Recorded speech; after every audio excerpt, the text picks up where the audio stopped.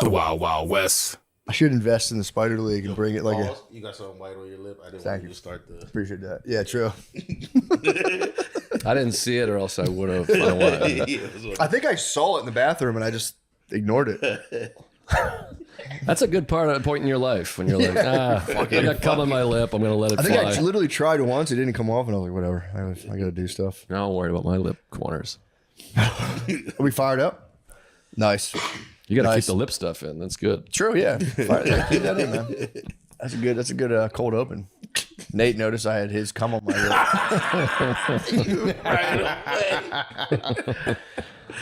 Joe List, thank you for coming, man. Thanks for having me. I appreciate it. This is sick. I'm now here an extra day just for this. I got bumped from a big podcast I won't name that also records on Monday nights in Austin. Look at that, man. I'm glad you can come on, man. Yeah, me too. I'm thrilled. And you're traveling with family. That's an area of interest of mine because I do it all the time. I know. We talked about it a while ago. I quote you all the time. And yeah, it's fun. I don't mind the actual traveling. On the plane is fun to me. It's not that hard.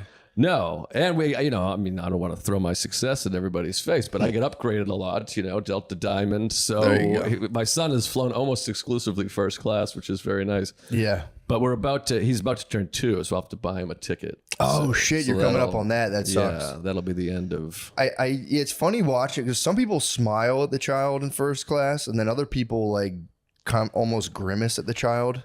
Yeah, it feels like a thing where people are like, get the fuck out of it. You didn't earn this. So when they're like 2, it's not you, or 1, it's not you holding them. It's like them sitting in a seat. Oh yeah, you got to pay for them. You can still hold them on takeoff when they're like 2-ish, and then once they get a little bigger, it's kind of like a gray area. Yeah. Sometimes you're like, my kid's crying. I'm not going to strap them to a seatbelt. Yeah. Just be like, sorry, buddy. So yeah, you have to they kind of give you leeway. My one daughter's 5 and for landings, so she needs to be in a seatbelt. Okay. You're like, whatever. So when you had, I assume there was a moment where you had just the one kid, and there was 3 of you. Did you ever travel the 3 of you? Did you buy a row? Oh yeah, we've done it before. Yeah. We do Southwest sometimes too, which we just did to Chicago this weekend. It's in one time. Yeah, well, last time, because usually my wife's really good about checking in. We get early, so we get to be towards the front, and the one time I just wasn't paying attention. We were sitting at the gate next to the gate we were supposed to be at. Oh, so the whole plane had boarded, and then I heard my name last call, and I was like, oh no. So we all had to split up. My wife was not a fan. Was she a lap kid at that point, or was she just sitting by herself? This is when we had the 2 of them, so we had to I ended up taking 1 and 1. We just had to beg strangers to switch seats, right? Which some people are cool about. Some people are not cool about that at all. There's that thing you see it online where people are like, your baby's not my problem. I paid for the seat. You ever see those? No, I've never seen that, but it's also that's the one thing. Flying with kids is nice once you get over your kid crying loudly on a plane. I don't care. If my kid screams and cries, I'm like, and I know people hate that, but it's grow the fuck up, dude. Well, and here's the thing. I don't care that the kid's crying. It's just I'm gonna sort this out. But also, everybody has noise canceling headphones now. That's the standard headphone, and everyone you got 400 channel. Just turn on Mission Impossible 11 and turn it up full volume. Yeah, fuck you. Move. Yeah, exactly. And don't get me wrong. I'm not thrilled if there's a crying baby, but you are you have the ability. You don't have to just sit there listening to it. Now, if y'all were on a plane solo and you have first class and some lady has first class and she's trying to get you out of your seat that you really wanted, I fantasize about the opportunity to be a gentleman. Absolutely, yeah. I fantasize about a decrepit old man and being like, "Please, sir, take this. Please take my seat." Or a kid. My one fantasy is a kid throwing something very hard at my head. Yeah. To the point where I'm bleeding. I get to be yeah, it's no big deal. I for real just laugh it off. Yeah. Just be I deal with this all the time. So I have foul ball fantasy. Whenever I'm at a game, I'm picking a kid. I'm I'm gonna fucking make this kid's world. Yeah, I'm gonna give it to him. No, I'm gonna give it to him. I'm gonna be that guy. Which I did do one time at a New York Islanders hockey game. I caught the shirt. They fired the shirt, and I caught it. Oh. And I'm a Bruins guy, so I just gave it to a kid, and I felt like a real hero. $1 million. Yeah, I want to catch a foul ball just so I can give it to a kid and go viral. You saw that lady who went viral for the exact opposite? Yeah. One of yours. Yeah. Well, you know what's funny? My wife was showing me that exact clip. The lady spaz is a guy. Now, I didn't really see the struggle. Did he like snatch it from her, or he just caught it? And she was being a sore loser. I think it like landed in the, like it just hit the ground. He rushed over while everybody was trying to get it, grabbed it first, and then ran back. It. Yeah, I don't think he took it out of anybody's hand. She was like, I think maybe touching it, but it wasn't her row. It was in his row, but right in front of her, and she's a woman, so she sucks at everything. And she was like reaching down, so I think her finger must have been touching it or whatever. Okay, but he got the ball. It's like one of those things. Yeah, he had the ball, and then he gave it to his kid. It was his birthday, and then she came over. But I feel bad for the guy because I don't know if you watched the video. Like the woman comes up yelling, and he goes.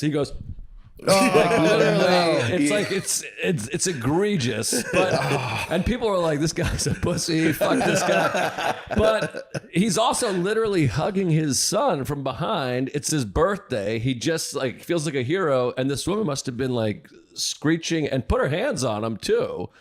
So you have those moments where you're like, oh, yeah, what the fuck is going on? Yeah, and people are like, you're such a pussy the way you reacted. But you're like, well, that was like. I could beat the fuck out of this woman. I'm not like a cunt. Yeah, he's not just a pussy. Frightened me. He's also he's an old man too. There's a chance he's dealt with that for decades, and just he thought he was at like a game with his son. All of a sudden, a lady's like, "What are you doing?" He was like, "Oh, Jesus fucking Christ! I thought you were at home. I thought you were back at the house. What are you doing?" Then people are calling him a pussy too because he gave the ball up. But you're also, I also get that of like, what am I gonna do? Just fist fight this woman? Like, fuck it, take your ball, you douche. And then the guy got one of the players. No, if he gave it away, it would have been even worse. They gave him. Yeah, the players gave him a bunch of stuff. The team gave him a bunch of shit too. Yeah, so nice. The team rallied around. He's like, dude, I'm sorry to deal with that bitch. here's a bunch of swag from the team. Well, then people were booing her, and so the whole section was booing, and she started yelling at that. It was like a wrestling match. She was like fucking, I don't know, Randy Savage or something. I haven't watched wrestling in a while. Yeah, that sucks. That lady's definitely, she has to go back to her job now. And everyone's like, oh yeah, you're the like asshole of the week. You're the giant fucking asshole of the week. And I don't know if she's been doxxed yet. Do we know that? I don't know for sure, but there's rumors that she's lost her job since then. No. Yeah, I saw it online, but I don't know how true that is. It was just on Twitter. Damn, she shouldn't have lost her job for that though. That's kind of crazy. I don't think so. But they did dox her. I found her first and last name in a comment section. I thought you were saying you found her first, like you were the first one. I didn't know. I got her. Yeah, you never know. That's like kind of, I'm like bugged out about that. You can just be going about a normal thing and just like your life's ruined over just one spaz.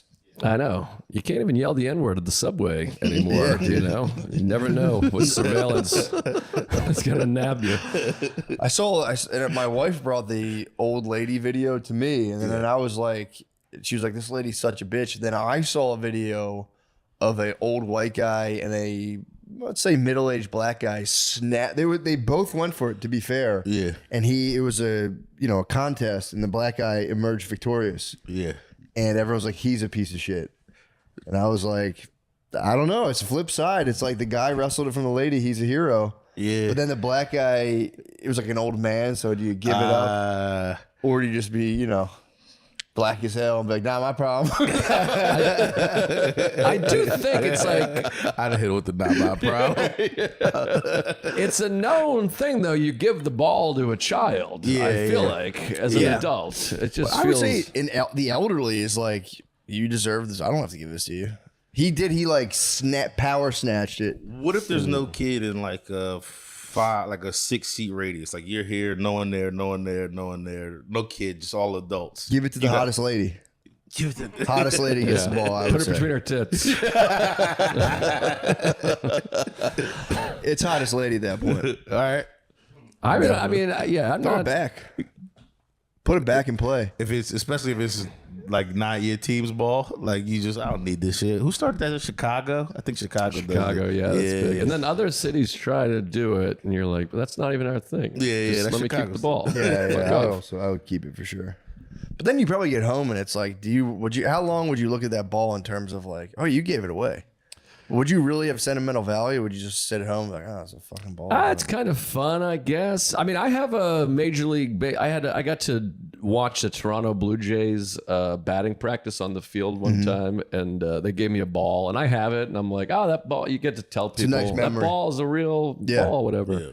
And my uncle. I was at a game with him years ago. Sean Green, I think he played with the Blue Jays at the time. It was like a rain delay game, so it was down to like a very small amount of people. And he caught the last out and like threw it like directly to my uncle, and that was the coolest. That's nice. The closest I've come to a thing. But I have no idea where that ball. I actually told the story to my uncle, and he's like, "I don't remember that at all." And I was like, "He threw it to you," and he's like, "Really?" So I guess that's the answer. Yeah, it's in his basement somewhere. Yeah, no memory whatsoever of a professional baseball player tossing the ball. And then did you see the tennis one with the hat? That was like a big one the week before. No. Oh, that one was crazy. That guy did get doxxed. I think he was European. Did you see that one? Boy, tennis is really at a low point in the United States, I guess. Yeah. Well, it was right after a match. The guy like took off his sweaty hat and handed it to a kid, and this guy nabbed. I think he signed it, handed it to the kid. The guy nabs it and like quickly puts it in his wife's purse. Ooh. And it went viral. And the kid was like, Oh, "What the didn't fuck?" he like steal it though? He didn't like take it, or he didn't. Oh no, he took it. He snatched it. He from literally the kid. like snatched it. I don't know if the okay. kid got his hands on it, but the player was clearly literally going handing it yeah. to him. And I think he was like a CEO or some crazy shit. It was a big thing. Oh, I think I heard of this. And then there was like an apology that I think might have been fake because there was like a statement being like finders keeper, or you snooze, you lose or something. But I think that was fake. Did he say no? I think I remember the statement now. It was like he was like, "This is how you become a winner. You take things like you're not maybe that was afraid it. to take things from people." It was something like that. But I was like, this has to be not real. There's no way the company took that position. Yeah, I don't know if it was the company. Like, It might have been that guy just being like, "This is how I got what I got." True. Not worried about what the little man thinks of me.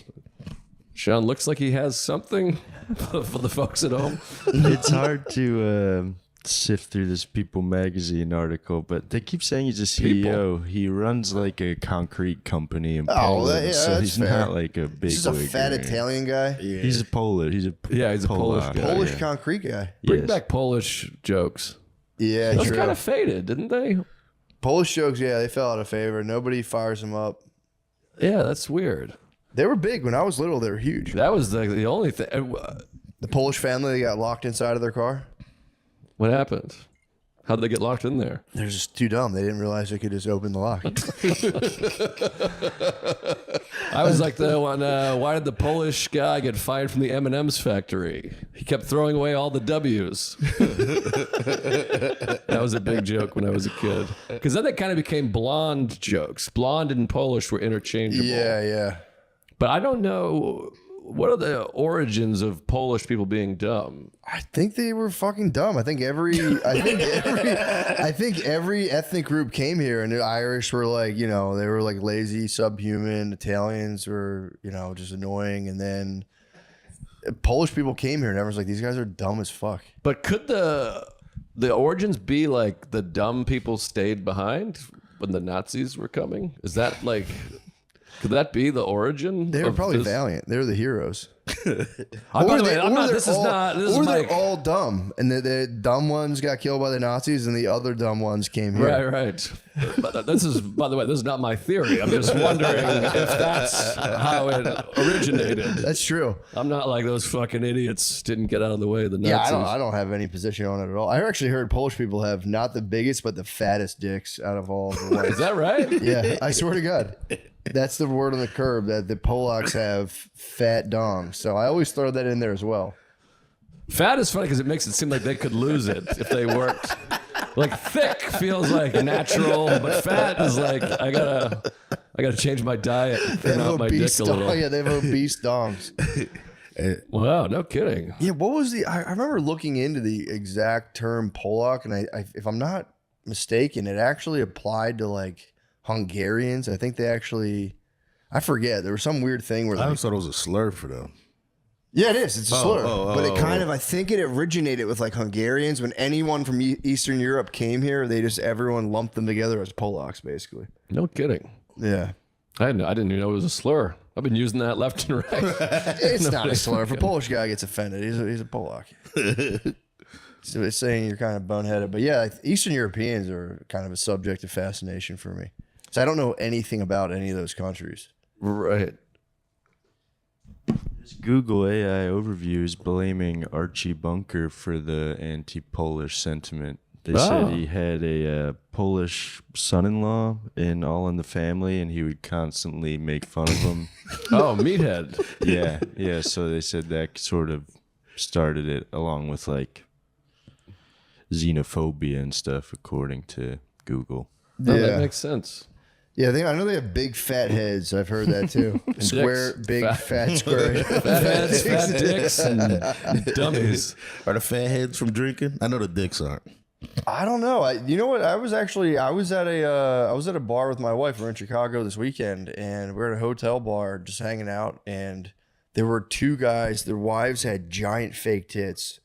And the guys had big fat heads, and I was kind of like, damn, it's kind of alpha to have like there's a giant fat head. They're just like arms around their fake titted wives, and I was like, these guys are onto something. They're swinging. I got to pee next to one of the guys, and I was just kind of, I didn't like look at his dick, but I was kind of admiring him. Be like, damn, I wish I was with you guys, man. I'm with my fucking wife, their natural tits, and you guys have giant fake titted wives, like dude, nipples flying out of the shirt. No kidding. They just sat there in like pink polos with huge heads, and just menacing me from across the bar. Sounds wonderful. It was awesome. I grew up in Massachusetts. There was no Polish people, I feel like. Maybe there was one Wozniak in my school. I forget her name. But we was all Irish, Italian, English. Yeah, that's and what like 3 blank people.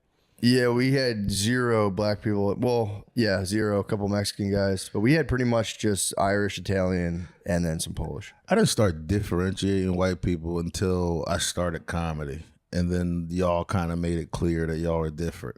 But I thought, like, I didn't know Jews weren't white people for the longest time. They are. Don't let them lie to you. That's what I think. I think they're fucking white. I think Get if the fuck out of if here. you can hide it a little bit, then you're not, you know. I similarly discovered Jewish people late in life as well. Yeah. I went to Catholic school for 12 years, so I, for real, didn't know any Jewish people. Yeah, we had very few. This is how few Jews we had. I was in Great Neck, Long Island, where there's a lot of, I always confuse Orthodox and what's the other one? Hasidic. Yeah. Dang. And I think these were Hasidic with the thing, and a family member. I don't want to out specifically in case she gets up, but a family member was like, I thought they couldn't be out like during the day. I swear to God. And we were like in our 20s. I was like, during the day?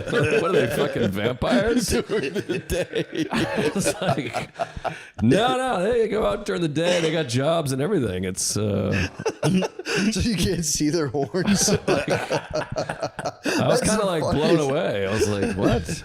But maybe she thought use electricity on Saturday. That is a thing. My one of my friends lived next door to some of those guys. They weren't the curly guy. I get them confused too. I think they were Orthodox. So they would have him, a Gentile, come to their house and like flick the lights for him. Yeah, there's a lot of that. Yeah. Do they pay for those services? What do you think, Nate? Nate, you set me up there. Yeah, I think it was just a general goodwill. I think the day before 9/11, they were like, yo, by the way, just be careful. Don't go to work. Jews are having a tough time right now, by the way. Yeah. They are. Yeah. I personally like them. But a lot of people are fucking. I do. I was raised in a very pro-Jew house. My dad, he would always be like, "I love Jewish people." I love Jewish people too. Yeah, he loved it. He just but it was funny because he'd be like, "Dude, I love the Jews. I just love how they operate with their money." And I'd be like, "All right." I was a little kid being like, "Cool." He would tell us he would say he's an Irish Jew. No kidding. Yeah, they never came. Isn't that Scottish? Folks, Scottish people are known for being very frugal. Is the joke? Yeah. They are. Yeah. But yeah, my dad would for real like he would like admire the things people hate about them. He's like, I love the way they act with their money.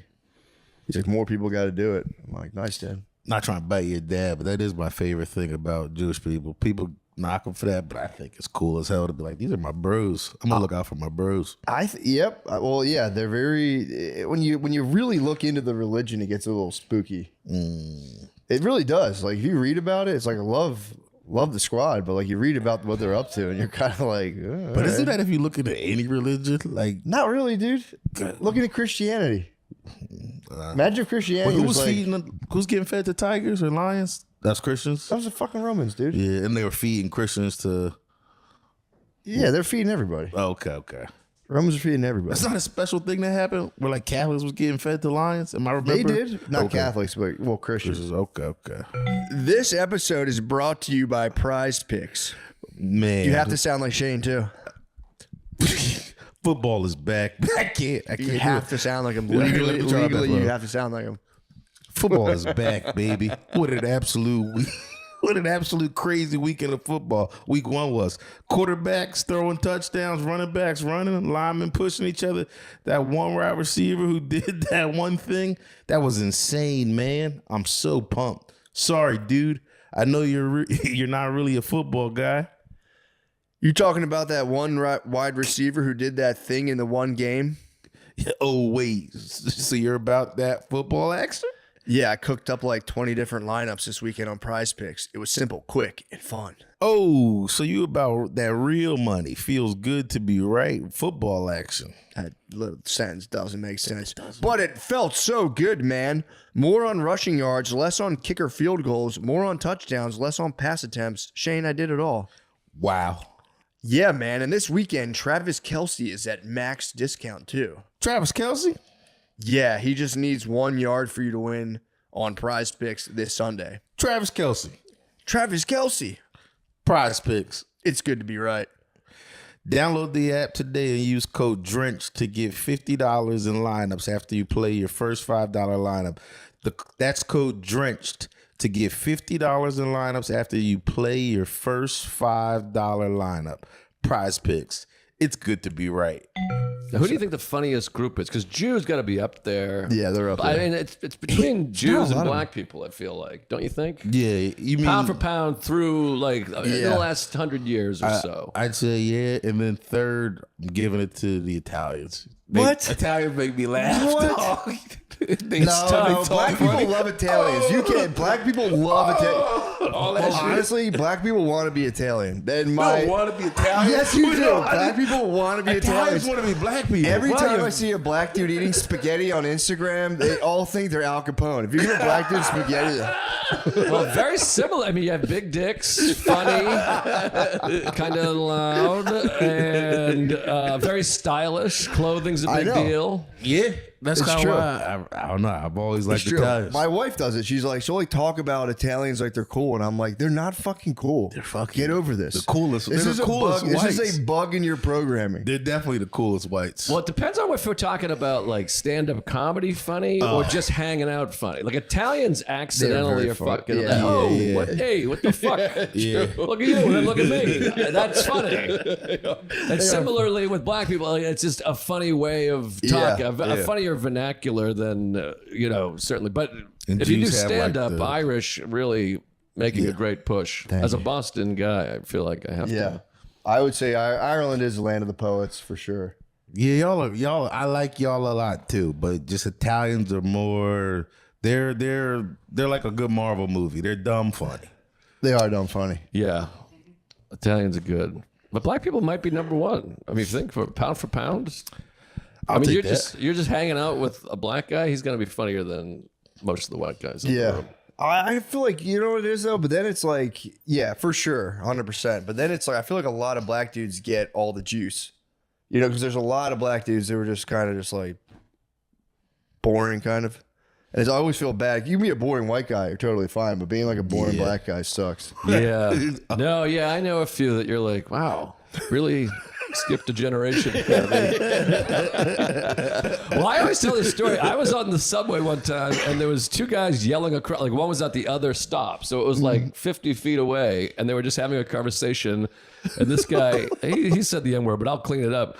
But he's like, He's like, yo, that motherfucker's so sweaty. He looked like he put a water balloon in a headlock. And I was like, that's like poetry. That's like, I'm like, did he just make that up? That's crazy. A water balloon in a headlock? I was like, that's like better than anything I've heard in 3 years. The funniest thing I've ever heard was a long, long time ago. I was in Philly, just, doing stand-up in the early days. And I used to do a lot of black rooms. And this one guy, there was a Muslim dude in the crowd, and he was just like, yo, how many turtles do you have to sell to get your red beard, man? At what point did they upgrade? And it was just like, I was like, that's the funniest thing I've ever heard in my life. He's like, after you sell your 100th turtle, you get to dye your beard red. It's like, why do Muslims dye their beard red, by the way? Henna? Like tats? Like fake dye. Oh, I thought some of them just had red beards, like pirates. It's like dye. It's like party dye. I honestly have no idea. No, I don't know. I'm finding out I'm not very cultured here. I didn't know the Polish thing, the fat dick Polish stuff. I swear the to red God. beard. I've heard it. I don't know where I heard that from. The I heard Polish it, have fat dicks. I've read a book where they talked about a Polish guy who would call his dick the Polish hog. But did he write the book? It was a No, kid's the guy book. who wrote it was not Polish. He was You said not. it's a kid's book? Yeah. Daddy, why is your Polish friend's dick so fat? Dyeing the beard red with henna is a sunnah practice, so it's a Muslim thing. But what the? Why? It's just something about Muhammad.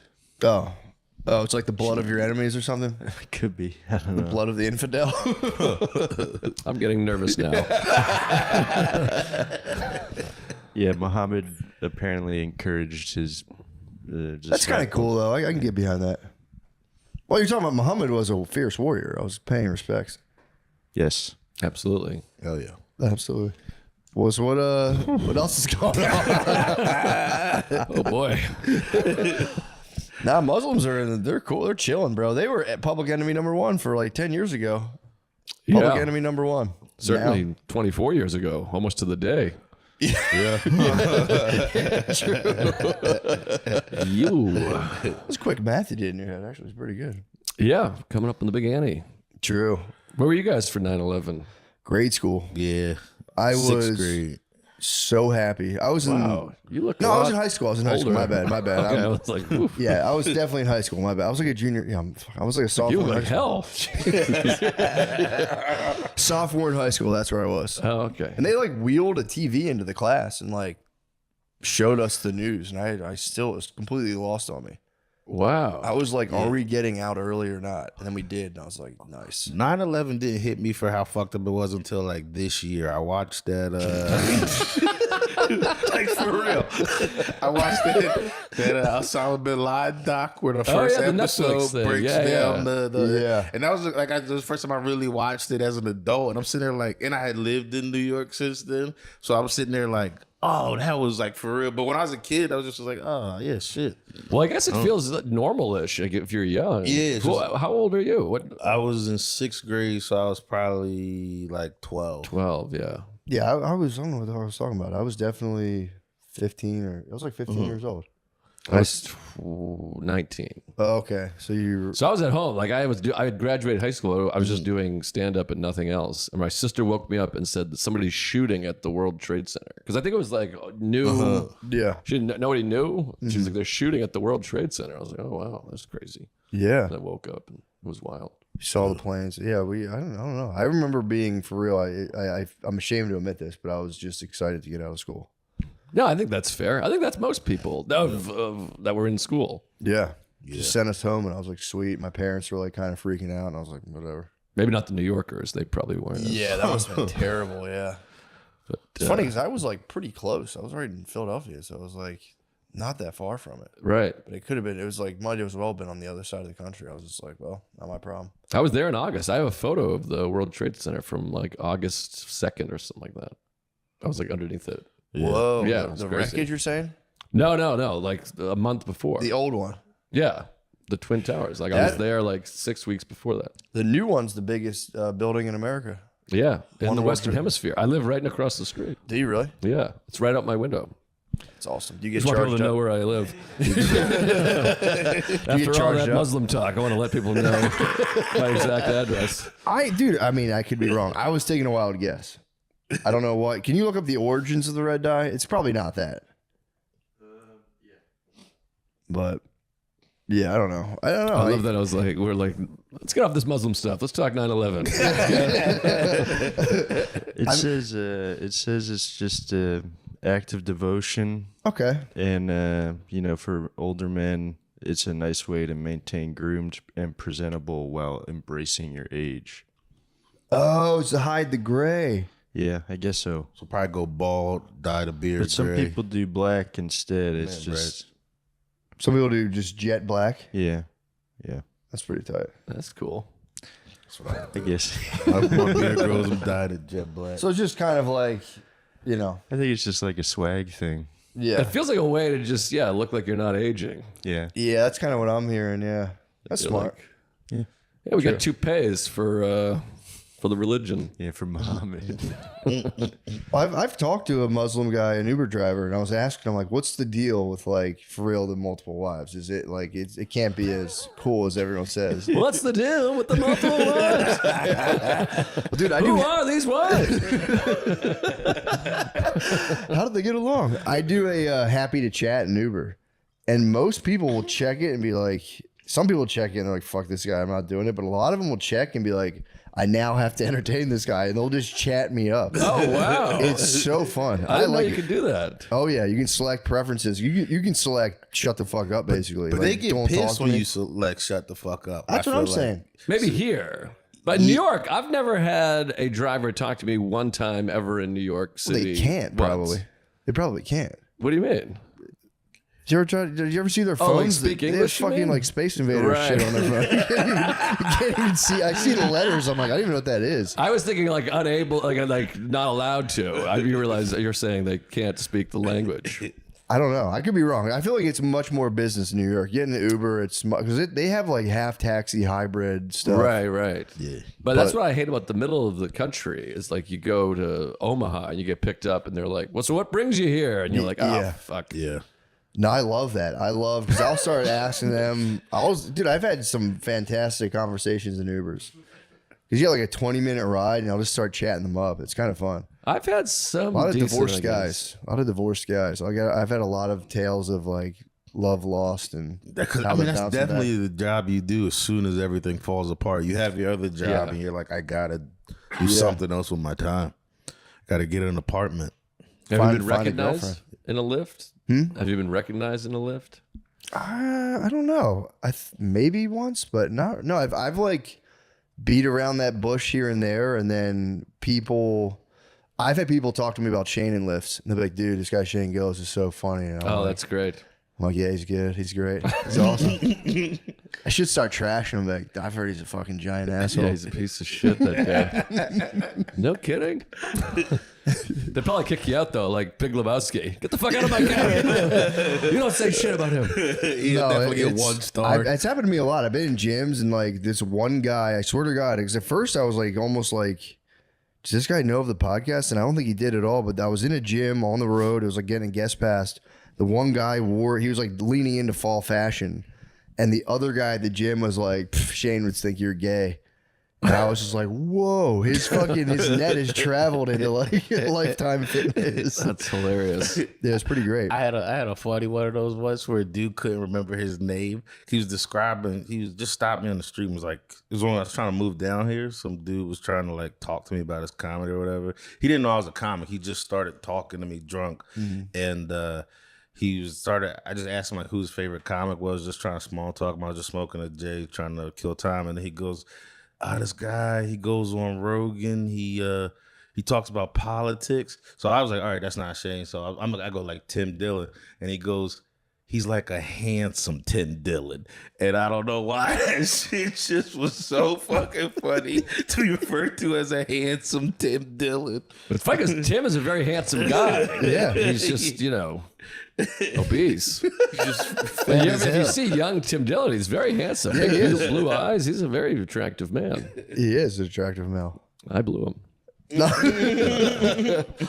Yeah, no, It is fun. Getting in the Uber. I will say getting guys from Pakistan in an Uber, the one I get them fired up on, I go, what do you think about American women? And they go off. It's the best. It's so funny. They're no good. And also, no one believed me. The divorce rate in Pakistan, he was like, what is the divorce rate in Pakistan? I was like, I don't know. What do you guys got, like 10%? He was like, 1%.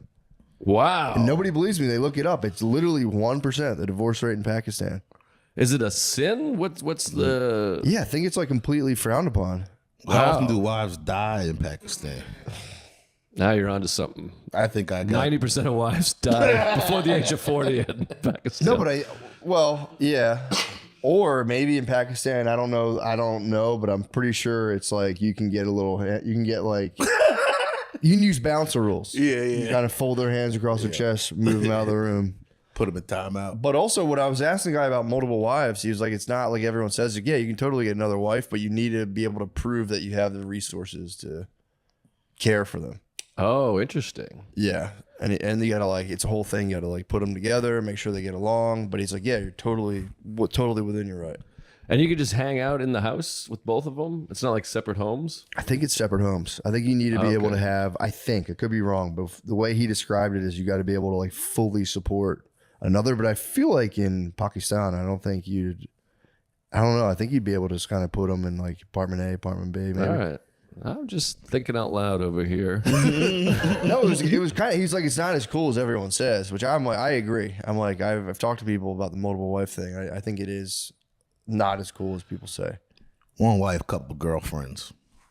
Dude, my youngest daughter's like really wants me to get a girlfriend. She keeps saying, she's like, Dad, you have a girlfriend? I'm like, no, I'm married. She's like, Dad, you need a girlfriend. I'm like, all right. It's a good kid. Tell your mom that. It's like, I thought you'd be furious if I had a girlfriend. It's the only reason I don't have a girlfriend.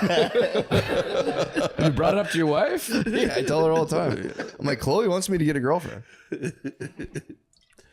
I don't know. I feel like if she got older, she would take. I'd be like, dude, you said when you were 3, got to get it in right. This yeah. be a child You know what weirds me out? The hall pass talk among couples. We're like, who would your hall pass be? It's like, don't talk about that. Yeah, we never had that conversation, but It's a totally fruitless conversation. right. Because you already know. It's like, yeah, just be like, I don't know. I think it's fucking lame. I don't like it. I don't like it because I know you're not saying the real thought. Like if I asked her, she would say somebody that would be unattainable, but her real hall pass she'd want to say is just like a guy she worked with.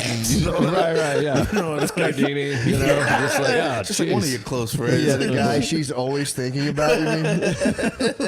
Well, that's what I think. I think everyone secretly wants to fuck their spouse's friends. Really? Don't you think? Or siblings. I can see where you're coming from, but I don't. It feels extra, it's extra forbidden, you know? Yeah, true. Like if I could have sex with any woman, it wouldn't be Anne Hathaway. It would be, my wife's Friends. aunt, we'll say, just to throw everyone off the scent. But yeah, one of her buddies. Her childhood friend, something. I'm trying to run through the list in my head. I don't know. I think it might just be like the first person I see outside. Right. Just be our neighbor across the hall. Well, I think that's the case. I think most guys cheat with like a less attractive woman. I've heard Isn't that something? I've heard that, yeah. I wonder if that's true. Well, I think you want to feel guilt-free.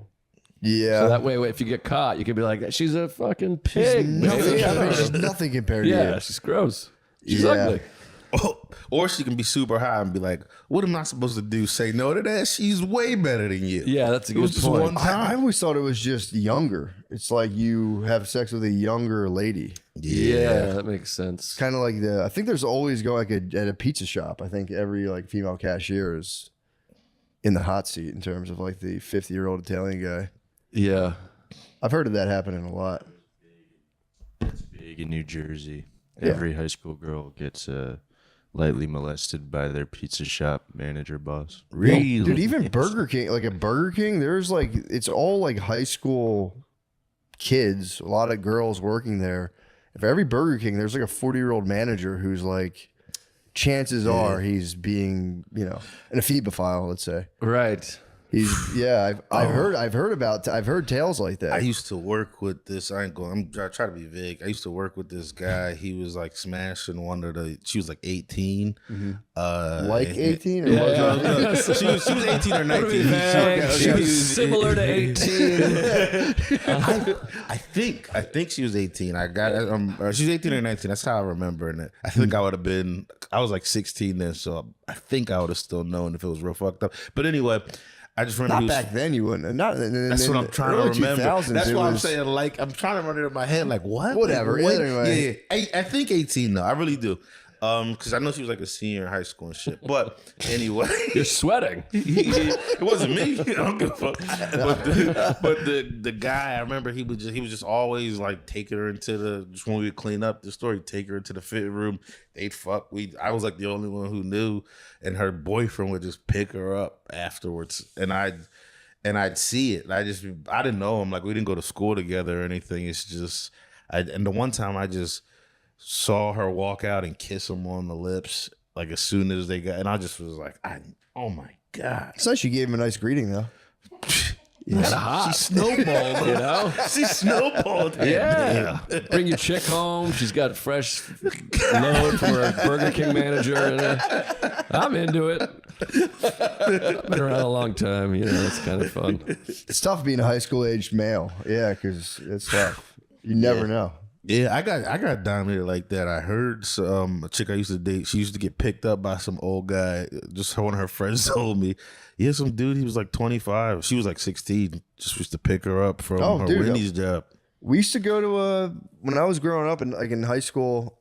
We would go to this place called Painter's Crossing, and it was just like a shopping center with like an AMC, a movie place, and just like random other bullshit restaurants like a Friendly's, and we would see those like cool Honda Civics with spoilers pull up, and they were like sharks. They were just 25-year-old dudes who just come prey on your like cool high school girlfriends. You'd be like, come on, let's get out of here. And you just hear like, like, no, they're here. And they would just circle the park and stand outside their cars, and you'd have to like get your girlfriend out of there because she would get molested by an older man.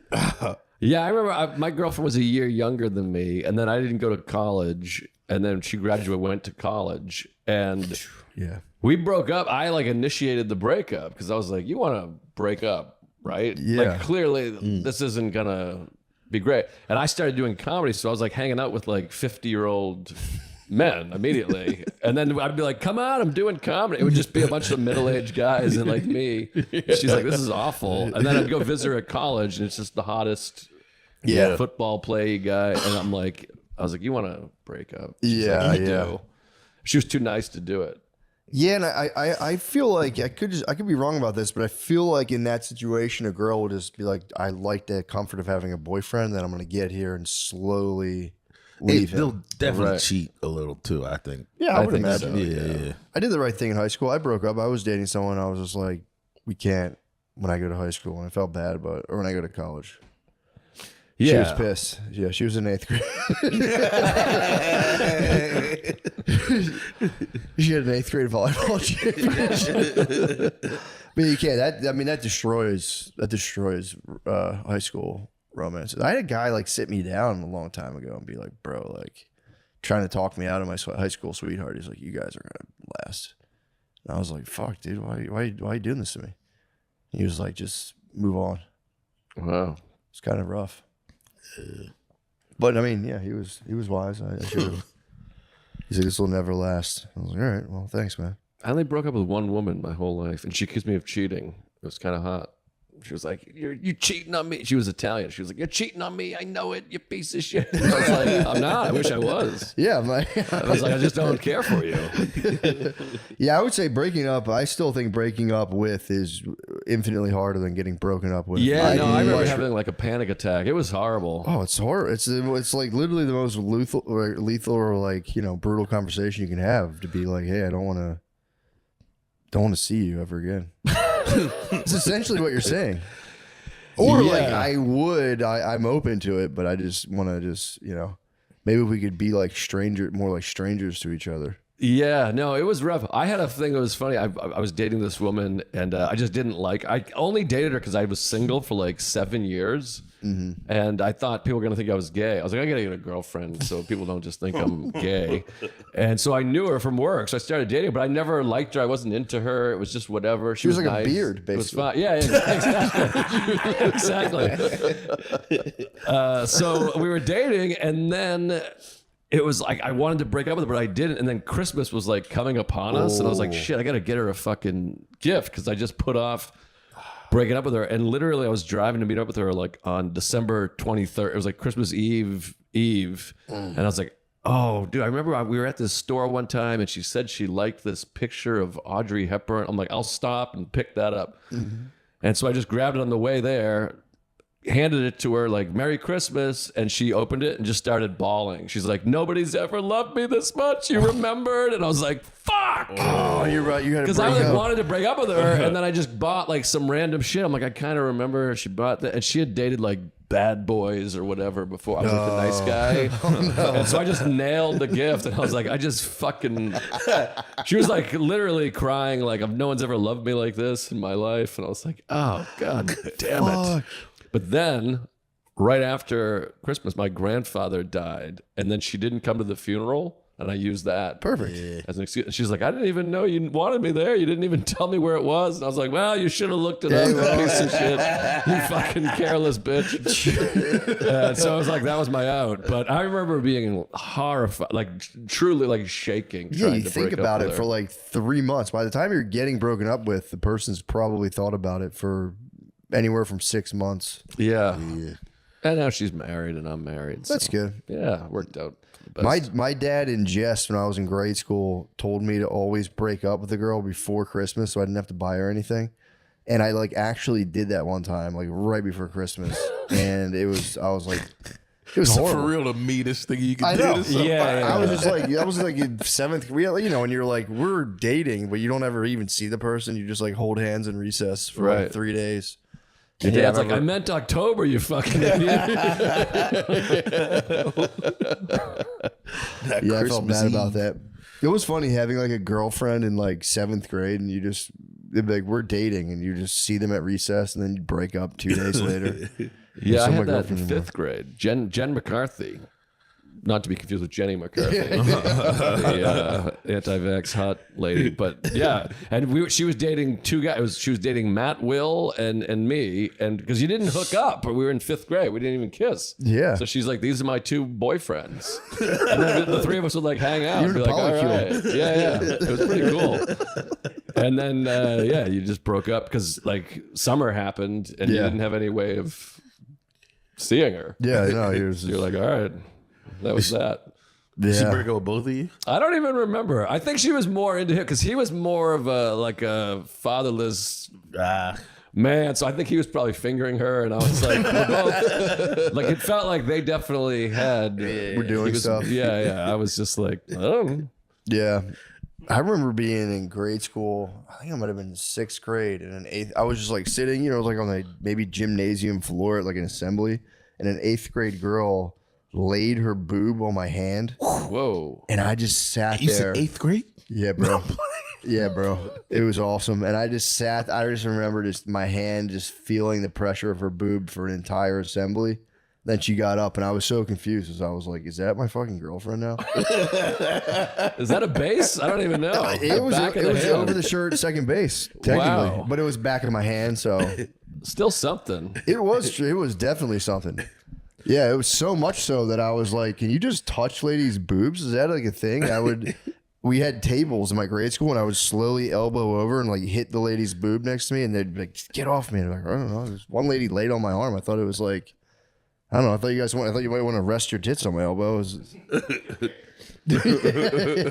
wish I could redo life, you know? Don't we all? Yeah. I feel like I could really do, but not that I would be like a crazy pussy crushing man. You know, I'm still me, but I think if I had a little more confidence, I could have had more sex. Yeah, for sure. Even in high school, I feel like I could have done all right for myself. No, it happened. I was like, nothing really doing, and then little bit in late grade school, and then not sex. Obviously, that's weird. When people have sex and they're in 8th grade, I'm like, it kind of freaks me out. But I remember I lost a bunch of weight my junior year, and I got like shredded out of nowhere. I kept getting grounded for drinking. Yeah. So I would just like act like I was in prison and just do like pull-ups in my basement. I got like actually shredded. You're just reading spiritual books, doing push-ups. Dyed my beard red. Yeah. But yeah, no, I remember I just like hit this weird spurt of like I've never like, I don't know. I just hit like I went on like a tear in high school. Then like at the beginning of college, just monstrous dry spell for a while. I was just thinking about a lady that I realized I could have fucked in high school because she just followed me like a couple weeks ago or like last week on Instagram, and I saw that and I thought of something she said to me that now I would have known it was like a green light. She was like, I wish I could mess with you, but I'm kind of friends with your girlfriend. And like her saying that out loud is really going like, I'll fuck you and I won't tell you. You didn't realize this at the time? No, I was like in 10th grade. I just didn't take it. I don't know. I didn't. That's fair. 10th grade, I guess. I might have been 10th or 11th. I think I tried to sell myself short. It was 11th. I was always so afraid of being a bad guy. You feel like if you make a move, and she's like, "What the fuck, you piece of shit." That was like such a fear. But I grew up listening to hip hop. I ain't give a fuck. Yeah, I about listened to that much shit. rap. True. Yeah, if anything, it was. It was like, nah. When I was young, like we didn't. It wasn't cool to kiss ladies. That's crazy. Dude, I feel like that. I remember being like, somebody being like, "Oh, you kissed her?" Like, because they suck dicks. I know that's dumb now. oh, I see. But I see. I was thinking this is like the gayest thing I've ever heard. No. That's It was like because they were very hoes. homophobic. I see. Yeah. It was.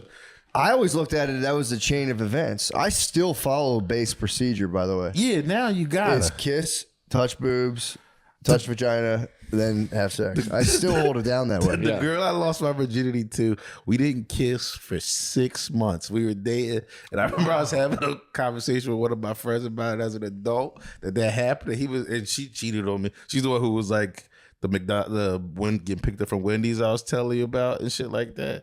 I also heard she got cheated on by like getting the train ran or all that Jesus, stuff. Oh, man. she cheated on me doing that shit. Yeah.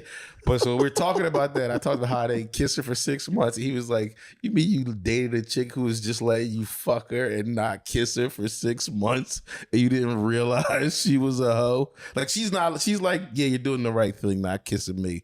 It's kind of her energy. I don't know. I thought that's it's like Pretty Woman. She's Julia Roberts, Pretty Woman.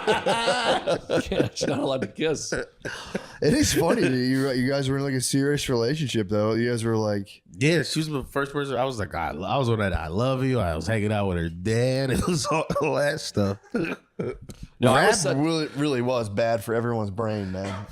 Yeah. I like sold coke for a while because of rap. I was like, this is so cool. And then you get older, you're like, that's such a bad, negative thing to do. I could have ruined Couldn't my have life. convinced me then. Back then, I was like, this is the coolest thing I can possibly do. It wasn't at all.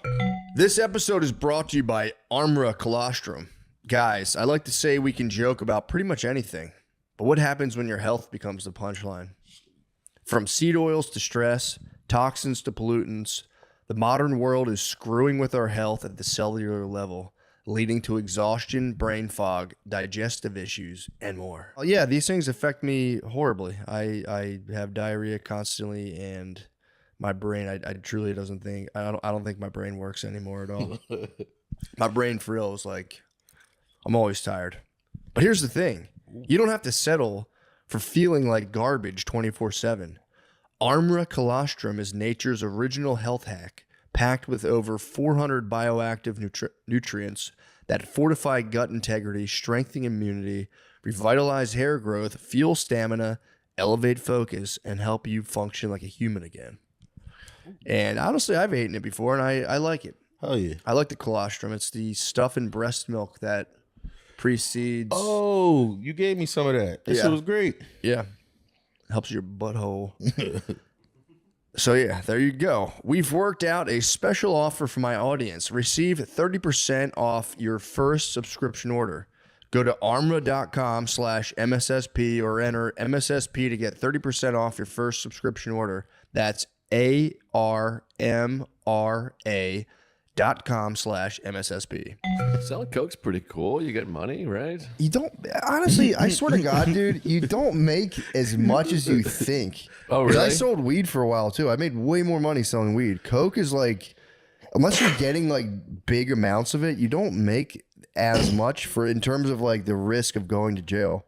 If you just get like a couple ounces of coke and break them down into 20 bags, you make money off of it, but nowhere near getting like a couple pounds of weed. And you would not the jail like from like selling an 8-ball to a pound of weed is like completely right. And dudes I knew who sold crack, like they never see. I heard that's pretty profitable. I never knew anybody who was top guy. You know what I mean? Everybody I knew, they were like fine. They were just, like, but they lived together. Like it was like 3 brothers that I was hanging out with. One time they sent me to sell crack for them, and I wait, I don't think I told you. Now we're off on a topic. Which fast food chain were you operating? wait. So their house was like right down the street from this park called, I think it was Barbie's Park. It was called. So I took the crack and I took their bike, and I saw you have to go up this bridge that's like up a hill and then down the hill. So I go up the hill, then I start going down the hill. The park's right at the end of the hill. And I realized as I'm going down the hill that the brakes on the bike don't work. So I'm going to sell crack.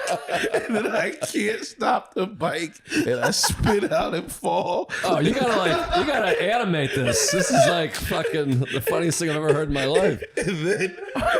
And then a car just stops, like slams on the brake. It's just 2 Puerto Rican dudes, and they just start pointing and laughing out of like a Civic. And then I go sell it for 30. You had a vial of... It wasn't. I remember being in a vial though. That's how I always see them on TV. But it was in like a little like same bag you put weed in. Right. And excuse me. Dude, did you complete the mission? Yeah, I completed the mission. It was for $30, and then I went back, and I think I just told him like, "Yeah, I fell on the bike." He jumped on the bike. That is fucking hilarious. You fucking dropped the crack mobile, dude. You're like, here's the crack. Do you guys have any gauze? I want to start a nonprofit that repairs young kids who sell cracks bicycles. Just make sure the brakes are good. 'Cause I didn't think about that. Yeah, there's probably a lot of like kind of janky bikes going around there. I'm just man, no one told me. Huh? I was gonna say there's a good chance that it was somebody else's bike. Oh, come on, Sean.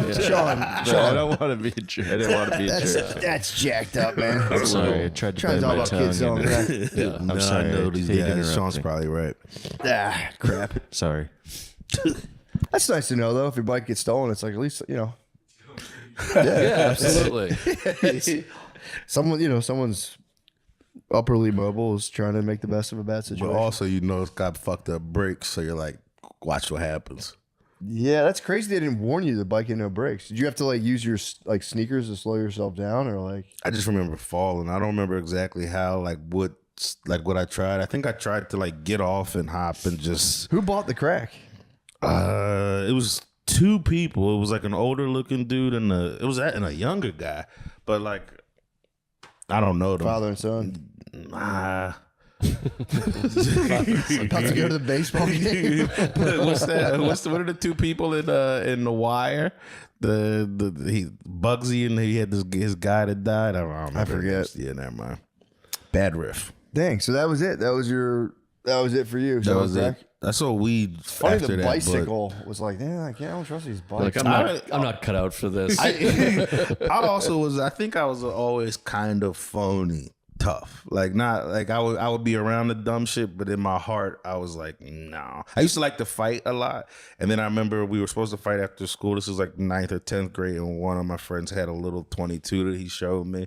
Oh, like, Jesus. And I just remember being like, this kind of stuff. Peacemaker time. Yeah. And then I kind of started. I changed who I was hanging with. I had like this one group I was with all the time, and then I kind of went to my friends that I was hanging with a lot more in middle school. You found Lemaire. I found a version of Lemaire. Yeah, different fat guy, a different funny fat guy. Yeah, I was that's what coke was for me. It was the absolute. I was completely out of I was already out of my element with a lot of stuff, but coke was like, these are like bad guys, and I was like, and I never did it, by the way. Never even tried it. Me either. Never had any. I still to this day I detest when I hear people that do it. I go, why the fuck are you doing that? I hate it. The snorting something just felt very off-putting to me. I didn't care for that. And then all my anxiety that I had growing up and still now is all like I associate with heart. Like I'm always afraid my heart's gonna stop. My heart's racing. So the idea of doing coke, I was like, my heart will explode. I'll die here. Yeah, that was always I did a very similar thing. I actually I had a couple of years where I couldn't exercise because I'm gonna have a heart attack. I was like 26. Well, it is an interesting thing. I tried to do a bit about this. It never worked. But I'm like, why? Exercise is good for your heart, but like having like stress is bad for your heart. But they both cause your heart to race. Yeah. So shouldn't like having a panic attack be? This is why the bit never worked, by the way. But like, shouldn't having a panic attack be good for you? Like stress is the worst thing for you, but what does stress do? It raises your heart rate. That's what exercise does. I know that there's probably a explanation. I'm not genuinely like asking, but. I don't know. I mean, I just thought I'd grind the podcast to a halt with this bit. No, you got me thinking. I was like, why doesn't it work? Like cocaine should be good for your heart. Yeah. It gives you the same thing as exercise. Like running a marathon's good for your health, so why isn't doing blow? Folks. You know what? Well, what's going on with the cup? You know what? It's funny because I saw just like 2 weeks ago, I saw a clip of Andrew Huberman being like, you need to spike your cortisol early in the morning as possible. And it's like somehow good for you. So I like just chugged a ton of coffee early in the morning, and it was like, yeah, it was definitely not the move.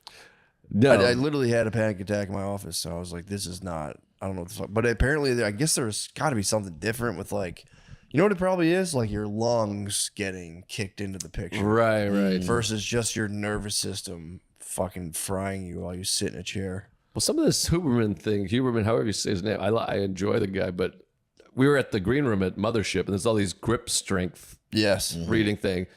And someone was like, Huberman says like grip strength is the number one, teller of how long you're going to live. Yeah. Kurt Metzger's was like triple mine. I'm like, there's no way this fucking guy's living longer than me. He's like smoking a pack of cigarettes and a joint at the same time. I'm like, I feel like... I don't know. There's a lot of stuff hitting the internet that like does freak me out. I've seen that one. Yeah, that one I didn't like at all. My grip strength is terrible. Yeah, mine was like, I didn't want to say. Yeah, I was gonna fucking doxed. Yeah, I'm He's not like saying 12. Mine is devastating. Yeah, I don't know. I heard that too. Like if you can't hang from a bar for like 3 minutes, you're gonna die. Well, the other guy, Peter Attia, he's the other guy. All these guys that are like age experts all are like 38 years old. I'm like, I want a 115-year-old guy telling me. But he said you should be able to carry your body weight for up to a minute. So like I weigh 180, like by your side with a kettlebell. So I weigh like 180 pounds. So I'm bad at math. That's 90 pounds on each arm. Yeah. I should be able to walk for a minute. Seems but I can't even intense, like man. attempt it because I'm scared my arm will fucking rip off. Or your knees, really. Yeah. Yeah, I don't know about that. There's a lot of stuff hitting the internet like that. I saw one where it was like, if you want to be able to walk up 10 flights of stairs when you're 70, they had these like lines and shit, and they're like, you need to be here now. And it was just like, otherwise, it's like basically saying if you were like sedentary, like you're going to die. Yeah. I think we all look pretty good. Yeah, I think we're moving around. Yeah. But I don't know. I feel like the problem is you can go so heavy into all that stuff where it's like, am I doing all this stuff right? That probably fucks you up. In 20 years, like, if you actually think about this shit, you're gonna die. Yeah, absolutely. Well, then Huberman's also like, you got to look at the sun at 5:15 for 8 minutes, so your kid will be retarded. It's like, all right, I can't. I keep seeing a thing on my algorithm. I have a child, and it's like giving your kid sugar within the first 3 years increases their odds. I'm like, so I'm just fucked. Like I gave him ice cream already. He's gonna die. And the TV, like the TV fucks them. Yeah, I don't know. I feel like they'll be fine. It'll be like they'll be definitely more autistic kids, and I don't know. But I mean, I feel like everybody I know has sugar as a kid and watched TV as a kid, and most people are fine. You know what I mean? Like it'll be. Why is it a problem all of a sudden right now? Well, it's probably bad. They didn't realize how bad it was, but yeah, they're not gonna like die. You know? Yeah, I think they'll be okay. They'll be fine. He seems fine.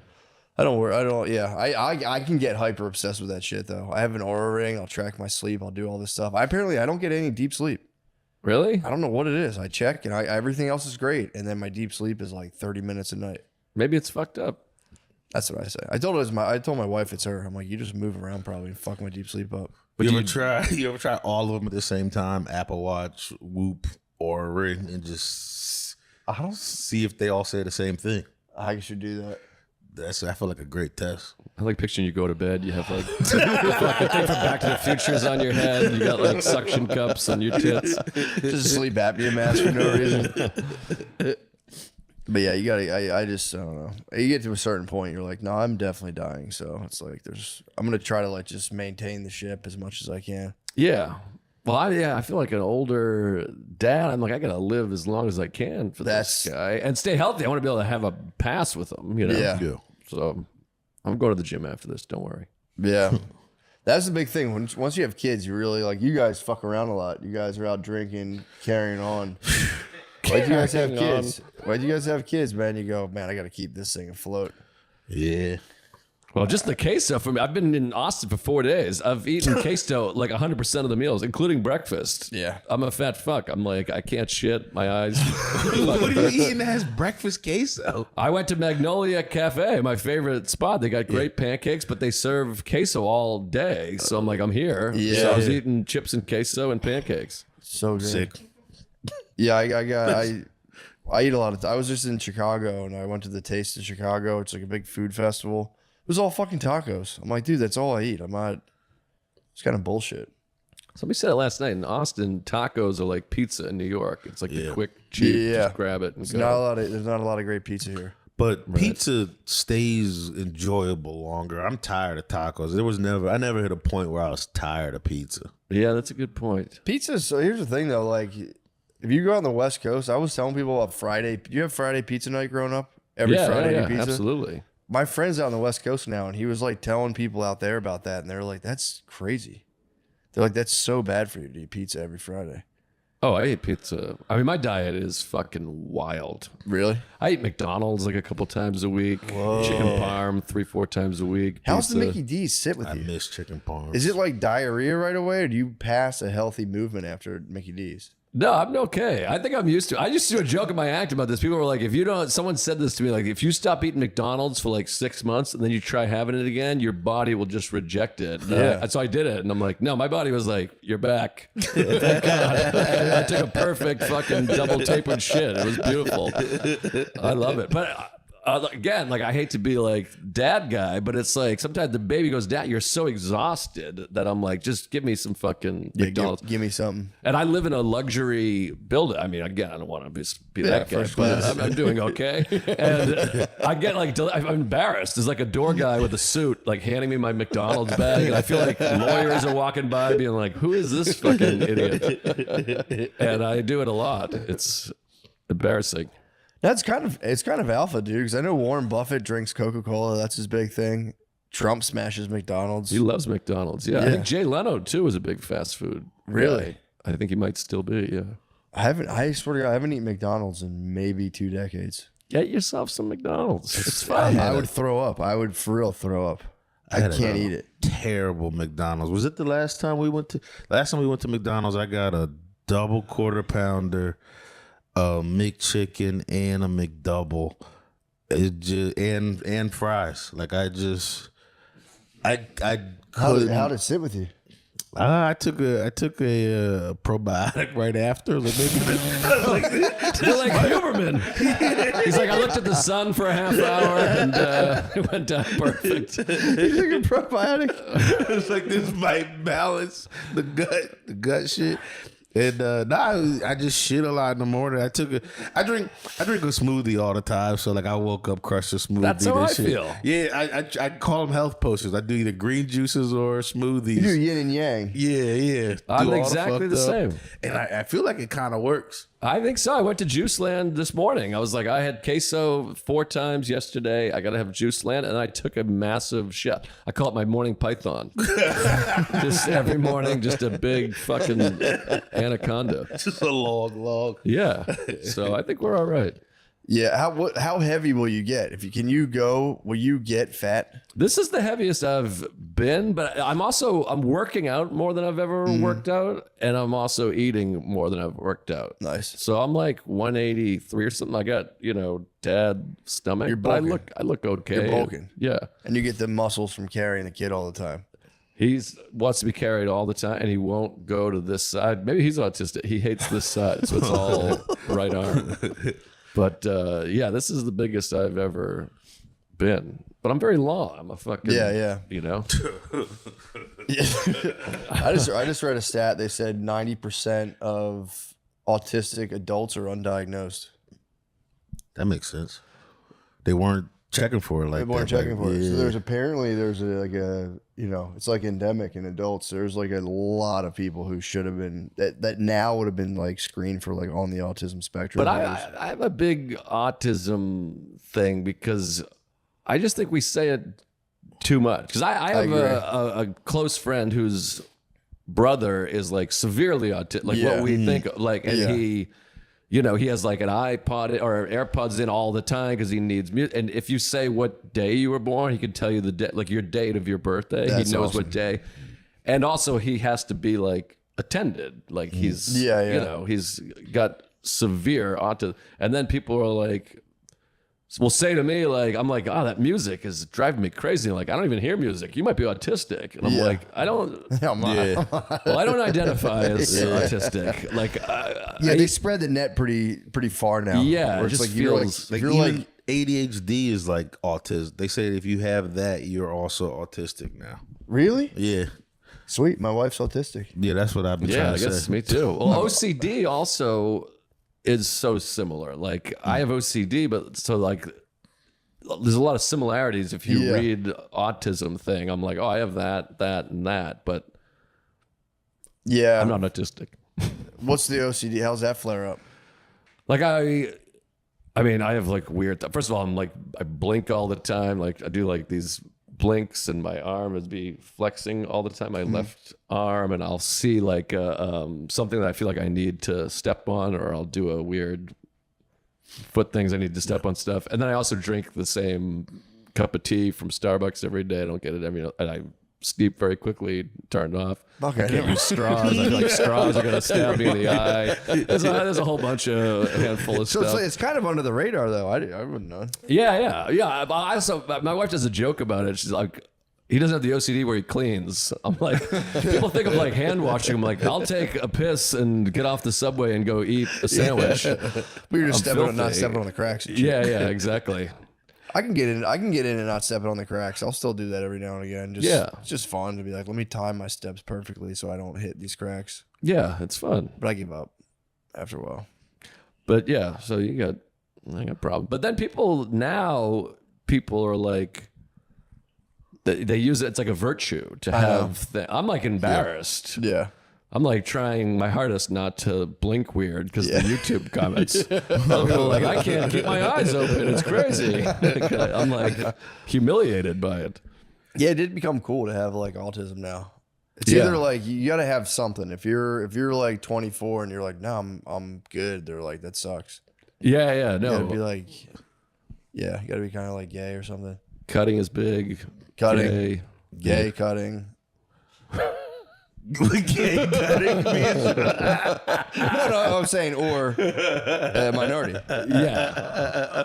Or double minority. Gay black man.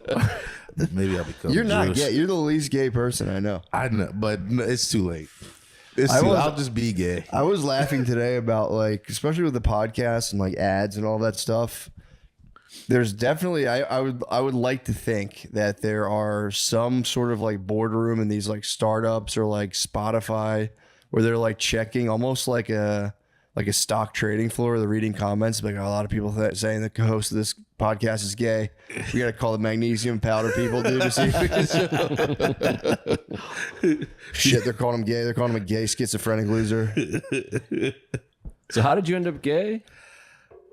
They said I was being gay. We went to LA for a week when Shane was doing the That is ESPYs, gay. and they said LA I was just gay in LA. I wasn't, but What was he accusing of being gay in LA for? I did. I mean, I said I was.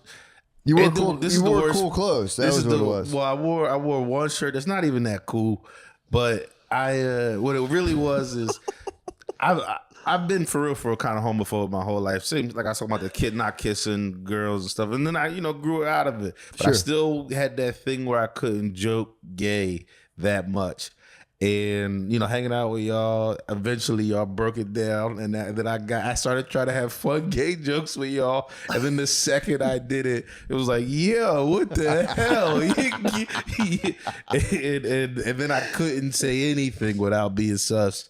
And then Lemaire's nasty ass made sure he brought it up on the podcast. He knew what he was doing. Yeah, he did. He got mad at me when we were doing panties once because he was like, "That's the name of our podcast." So, but he not boxer briefs. But true. Also, sus because when we were talking, I brought up him having sex with the trans.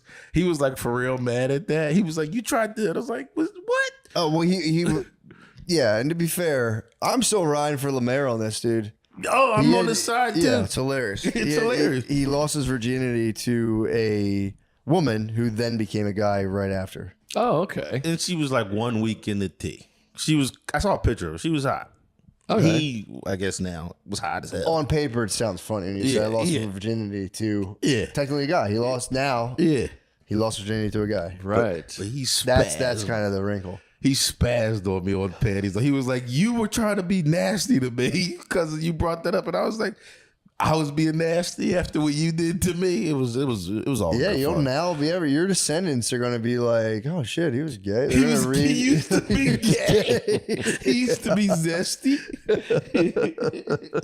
All they'll know is they'll do an AI summary, like, your grandfather never kissed girls. And personal policy, he never kissed girls ever since he was a child. And then was known as being gay. Yeah, the internet legacy will be crazy. Yeah, it's kind of fun to. Ancestry.com would be so cool. Seeing all your embarrassing fucking Facebook posts. It's going to be shit. Digital. Yeah, for sure. It's going to also have your digital history. Yeah, it'll be like you'd sit down and get like a full download, probably like a curated thing of like, this is what your father was up to. Oh, it's insane to think about. Yeah. All the podcasts, having a child. Web history. Don't forget about web history. Web history is the one. That'll be out there. Like, it's just everything you've ever jerked off to is going to your kids. Mm-hmm. If not your kids' kids will be. It'll be in your kids' like Neuralink thing, and they can get like a super fast flash, like the speed of their synapses, where it can just be like, wow. Yeah, be fucked up. But by then they'll be in the weirder shit probably. Yeah, because we keep getting weirder and weirder. I think porn's about to grind to a halt. I'm not just saying that because I personally conquered my demons. I think it's good. I don't know, man. I think it's going to be all kids are going to be. It'll be like your kid will. Now it'll be like you'll see if your kid's looking at smut because you'll have your phones linked, kind of. I plan on. Well, I have daughters. I'm not worried about it, but like, I still might put the smut checker on there. That app you're talking about where it's like the dad You ever hear of Covenant Eyes? Mm-mm. There's an app called Covenant Eyes where you and your son can like link your phones so that like if anything porn related comes up, it'll trigger, like your dad would get a notification. Oh wow. Yeah. Does he get the same notification when you look at porn? I think so. I think that's the Covenant. I think you enter. Oh, there's like I see. I think there's a politician who's used Covenant Eyes with his son. Wow. It does sound like the opposite of like father-son duos who get hookers together. Wow. I'm going to try to land in between the two. Somewhere right in the middle. I'm going to do neither of those things. I don't know, but I feel like you'll have it. Like before, we were like, I don't think kids will have free range open porn. I think it's going to be parents are going to put a kibosh on that. I for real hope not. That shit was kind of for real terrible for us. Yeah, it's not good. I looked at like RedTube when I had to be 12 or 13. Yeah, I never had any porn. I was all Sears catalog and stuff. We had magazines later. I did Sears catalog, and then I came in college was like when I could start downloading it, and then it was just open on the internet my whole adult life. But not as a child. That would fuck you up. Or Sean, what did you? discover over there. You were right. Mike Johnson, the Speaker of the House of Representatives, Oh, I remember that. publicly talks about his use of covenant eyes with his 17-year-old son. Nice. Yes. Now, will they continue it once he's 18? Will he keep the tradition alive, or will he legally, as a adult, be like, Father, I'm recommending we shut down our covenant? I'm not sure. I think it's a good idea. I think I've been anti-porn for a while. I would get a burner phone if I had covenant eyes with my dad. I would just have a second cell phone. I couldn't live like that. I thought you said burger phone, like those old phones that were like a cheeseburger. And I was like, yeah, those things are awesome. It calls 1-900 numbers.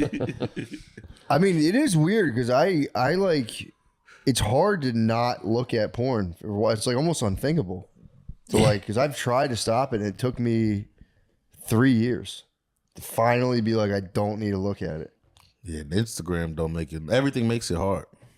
Yeah, I don't really look at that. Yeah, I try not to look. My Instagram for real is just like steroid guys screaming at me. I don't get a lot of babes. It's just steroid guys fighting and arguing with each other. No, mine's like movies, photography, and baseball. Like people go to their search thing, and I'm like actually embarrassed by mine. Yeah. It's just like Robin Yount hit 3,000 hits and whatever. I'm like, There's times where mine's is 100% women, and it's the most embarrassing thing. That's for the nature of your guys. You guys do research for your podcast. True, that has been making it worse. I still don't know how you pull. They do a babe of the week every week, and they have to like explain why she's the babe of the week.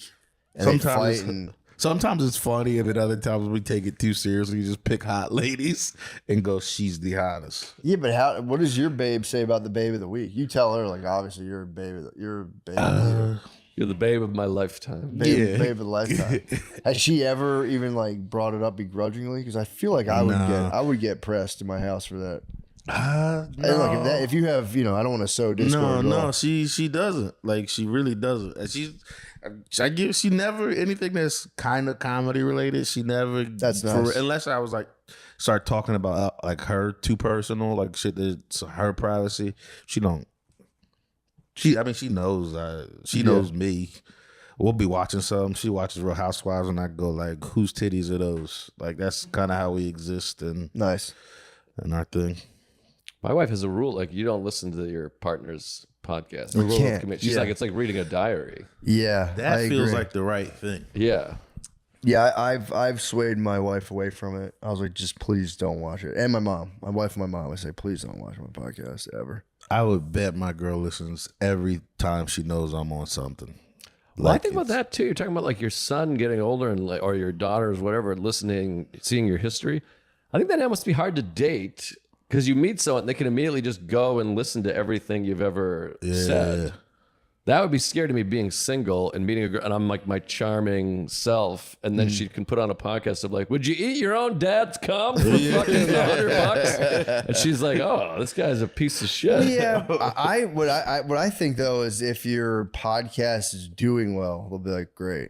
Right. You know what I mean? Once you get, once you sell one boner pill, they're like, "Yep, it's good. I don't care. I don't care what the fuck this guy talks about." And there's really is something out there for everyone, because there's like, there's popular podcasts that go pretty wild, and it's like Holocaust denial has become a big thing. It's a big podcast, genre. That was like, it was a move, man. There was like the last year I've seen Dan Bilzerian fucking hit the gas pedal on that. He just out of nowhere was just like, I think I'm correct. I don't know if I'm wrong, but I think he pushed the pedal on that. That's like a light speed podcasting technique. You just like, you know what, man, I'm just gonna go into Holocaust. Just make $1 million. I'm sure there's like girls out there that are like, yeah, I'll just date this guy and whatever. Wish him peace and or whatever. But live, laugh, love. But I feel like there's someone out there for everything. So yeah, I guess so. Also, there's no way. I don't know, because I feel like I've talked about stuff before that's just like, I don't know. It's just not like, you wouldn't bring it up at a dinner table. But if it works, I think people are like, oh, this is great. People laugh. Well, I have this too. Like my wife, one time I was performing in Austin, like her brothers live here, and her sister invited her mother to the show. And I had to step in and be like, you cannot have your mother come to my show. And her mother's like a British intellectual elderly woman. Oh no! And I'm like talking about eating her asshole and stuff. I'm like, this is outrageous. Like I wouldn't say shit in front of her. Yeah. Like literally the word shit. Did she come? No. I was like, I'm sorry. You can't. And it was awkward because she's like, I guess I can't see your comedy. And I want to be like, you can watch it on YouTube by yourself. Yeah. Which is still horrifying, but.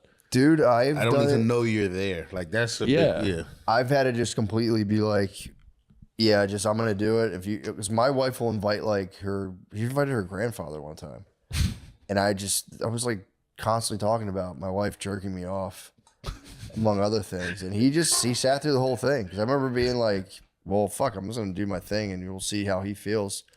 And he was pretty supportive. He was like, that was hilarious. Oh, that's good. What I found is people are surprisingly kind of like my like parents came a couple of times, and I thought they'd be kind of like, what the fuck? But my mom just laughed. She's just like, you're gross. Yeah, my parents come, but my mother-in-law also went and saw Nate Bargatze, and she was like, that was terrible. He was misogynistic. You should not talk about your wife like that. And I was like, oh my God. Yeah. She saw Nate and was like, this guy hates women. And I was like, oh, Jesus Christ.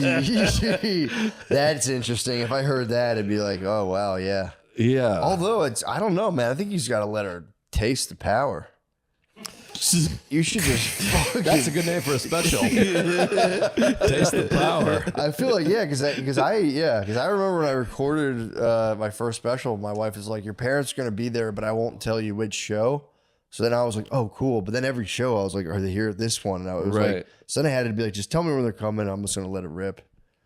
See, my parents are very like it's a very like liberal language house. Like I don't feel self-conscious around them because we swear and all that. I was talking about specifically like my dad like getting pussy and stuff. So yeah, so that was kind of tough. But or I was talking about his lack. I was like imagined he like a huge lack. Right. But then I was actually in the first encouraging my mom to maybe pony up a little bit, help the old man out. So but they just were like whatever. They kind of laughed through it. Yeah, I had a joke about how my mother wanted to fuck Patrick Swayze. I watched what's the movie? Dirty Dancing when I was a kid, and my mother was like, that Patrick Swayze, which is true. And so I had a whole bit about it. And then when I did it live and they were there, I just wouldn't do that bit. But then they eventually watched my special, and it's in there.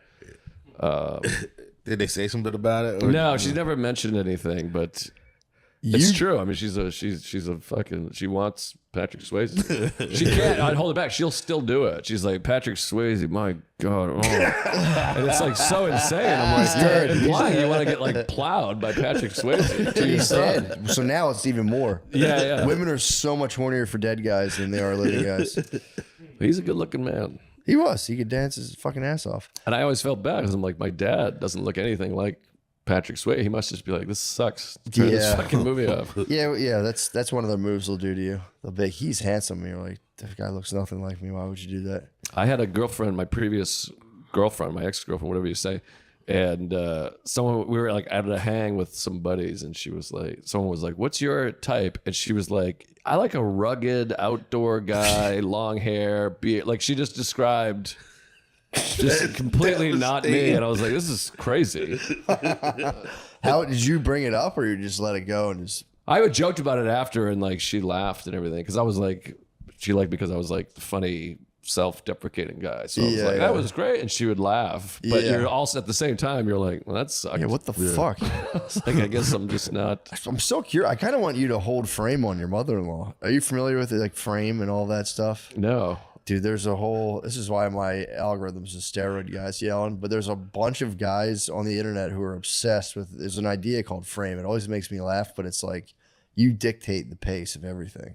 So when you go to the house, you like basically, it's just like everything's up to you. You always drive.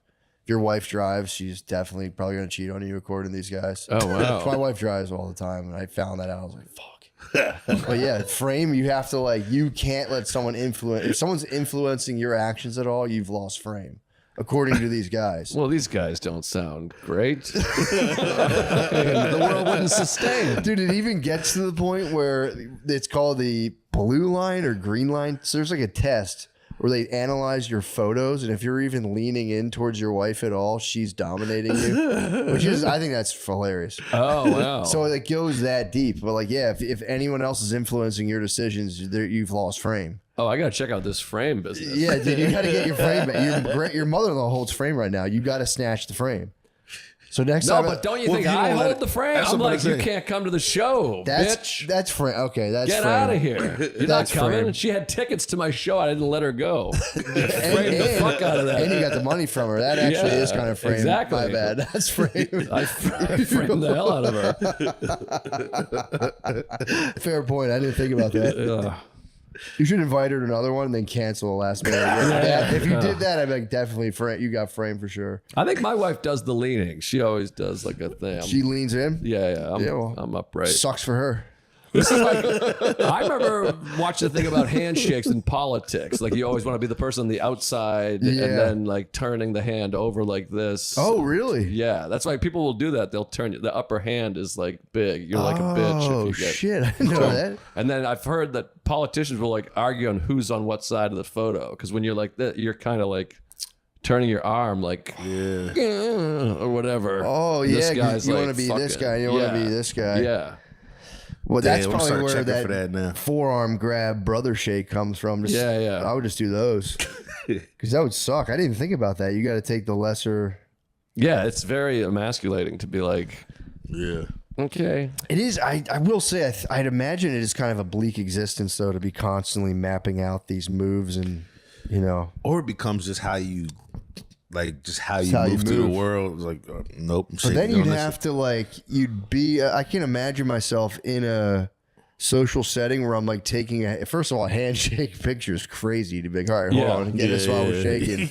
But then like being in that situation and somehow gracefully like whipping the other human to the side that I want them. I just lack flipping your hand, and then I just lack that. Yeah, I was just like doing this, spinning around trying to figure out. I was just at a family party this weekend, and my mother-in-law, I took my coat off and I was just holding it and standing there by myself, and I genuinely didn't know where to put it, and I just stood there like that until my mother-in-law was like, Matt, come here. I walked over and said, here, give me the coat. I saw you over there struggling. I was like, fuck. I just completely just fritzed out and just stood there with the coats going until she was like, I saw that, and I was like, oh, it doesn't make me feel any better, but here you go, thank you. That seems like acting like a good house guest, though. Like you just not throwing it on the couch. That don't feel like no bitch. I would have I would have figured out a place, but I was taking a little long, and she noticed. I guess I was kind of awkward. Also, I was, and I'm getting better at. I was at the only white guy at the party. Yeah, I'm getting better at this, man. I swear to God, it's a skill. It's like a weird thing to be like. I don't know. Wow. It's my worst nightmare. It is. I'm just kidding. Well, to be fair, I'm not great in any social setting, but yeah, once you're like a complete radical minority around it, and not a great special name, by the way. You're just throwing them out there. If I was Last Samurai action, I'd be fine with. I'd be cool with that. But like black people are like notoriously kind of cool. So it's like I've learned here's my approach. What I've learned, you gotta, I'm pretty schlubby in terms of dress code. Yeah. But you do out of respect got to get a tiny bit fly. Just a little bit fly. Like just match something somewhat. Just out of respect for the house. That's hilarious. You do have to, I've been getting just you don't want to go full black life effect because that's almost like now you're a contender. If I get too fly, now it's like.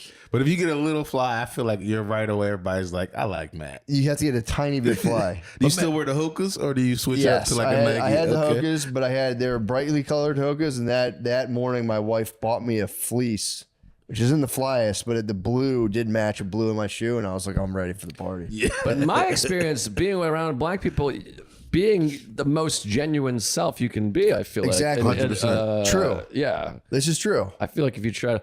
I posted a photo one time with New Balance sneakers and Nike socks, and that's a no-no, evidently. I didn't know that. But I think it's like charming that I'm like, whoops. I agree. Because if you try to be like... What's up, homie? Like, I mean, starting and a lot of people do that. Especially starting out stand up, you go to like a black room and a white guy just talks different out of it. Like, y'all know you for 2 years. To my credit, I would go to black rooms and talk Pokemon. I had no idea a lot of black people watched anime, and I'm like, man, this Pokemon shit's fucking crushing. This is awesome.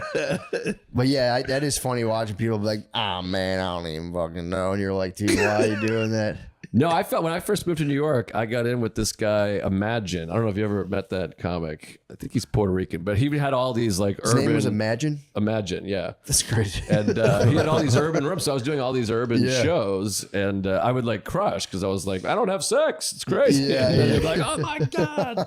And then I would see white guys be like, what's up, motherfucker, or whatever. And people were like, what are you doing? I just got out of jail. I do feel bad for the white guys though who like grew up around black people and then want to do comedy. If you're not, it's only one. You can only be one Gary Owens. True. And then Gary Owens just brought up to me. He's like, is your comedy like Gary Owens? And I didn't know how to navigate it. I was like, not particularly, no. Like, so what do you do? I was like, it's different. Like, how's it different? I was trying to think of like, I don't just talk about black stuff though. I don't know. I didn't know how to say that to the person. I was like, is it like that? I was like, sort of. I was like, I heard he's actually did hear he's a really nice guy. But I had to be like, yeah, not really. But like, how's it different? I'm like, I can't really say. I was like, you'd have to think about it for a while. Tell your wife's whole family, it's not that black. It's not that black. That's what I was trying to say. I was like, it's not as black as it. He's way blacker than I am. I'm about as 10th as black as Gary. That's what I should have said. It's less black. More white boy crazy. But yeah, I'm getting better. Dude, I'm telling you, man. I think that was like my best one yet. That's my best black party I've been to. It's killing it. I did botch. They asked me if I had a player face, and I was just like, I don't know. I don't even remember what I said. I was like, I don't know. I actually was married previously. You know, I've been divorced before, but maybe between the it was just dude. Oh. Imagine saying that to a guy in an all red sweatsuit.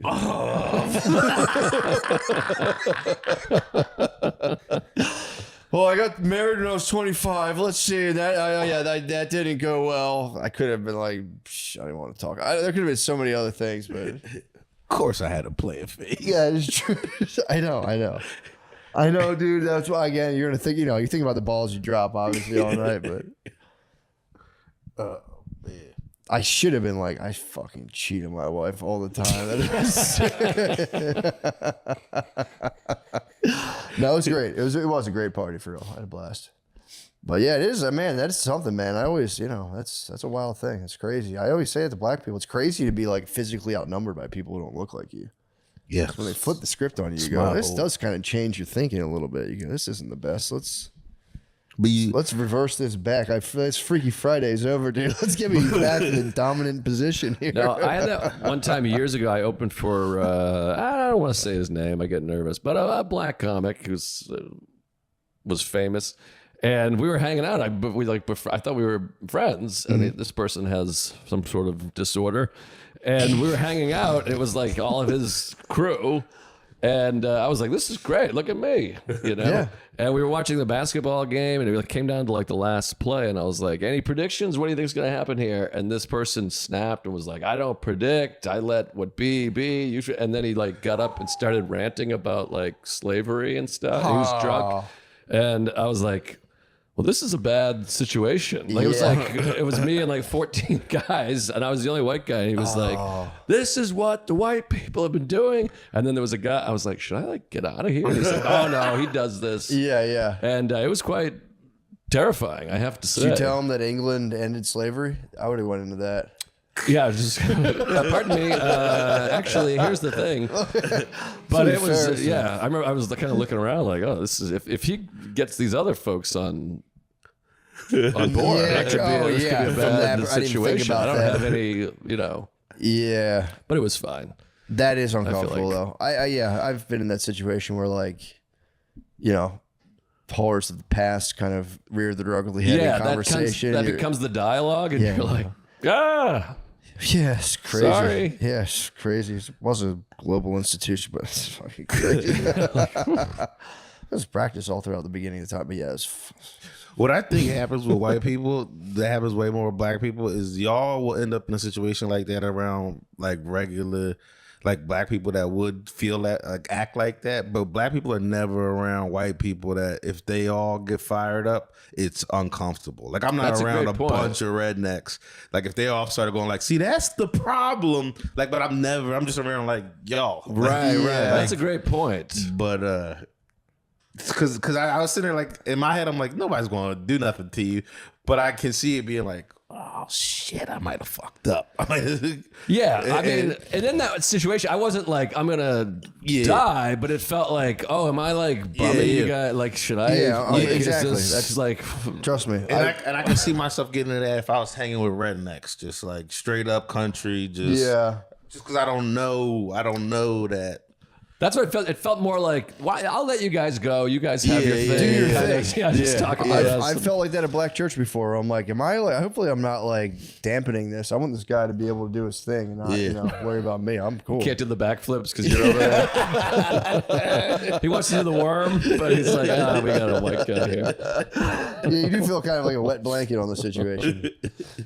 Well, damn it, dude. I think we got it, man.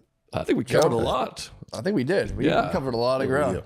I appreciate it. Well, I had a breakfast was green tea and a smoothie, so I'm about to piss my pants. I'll let please you first. I'm about to explode.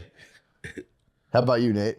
No, I'm actually kind of cool. I didn't have my coffee. It bummed me out. I'm really having a tough time your here. coffee.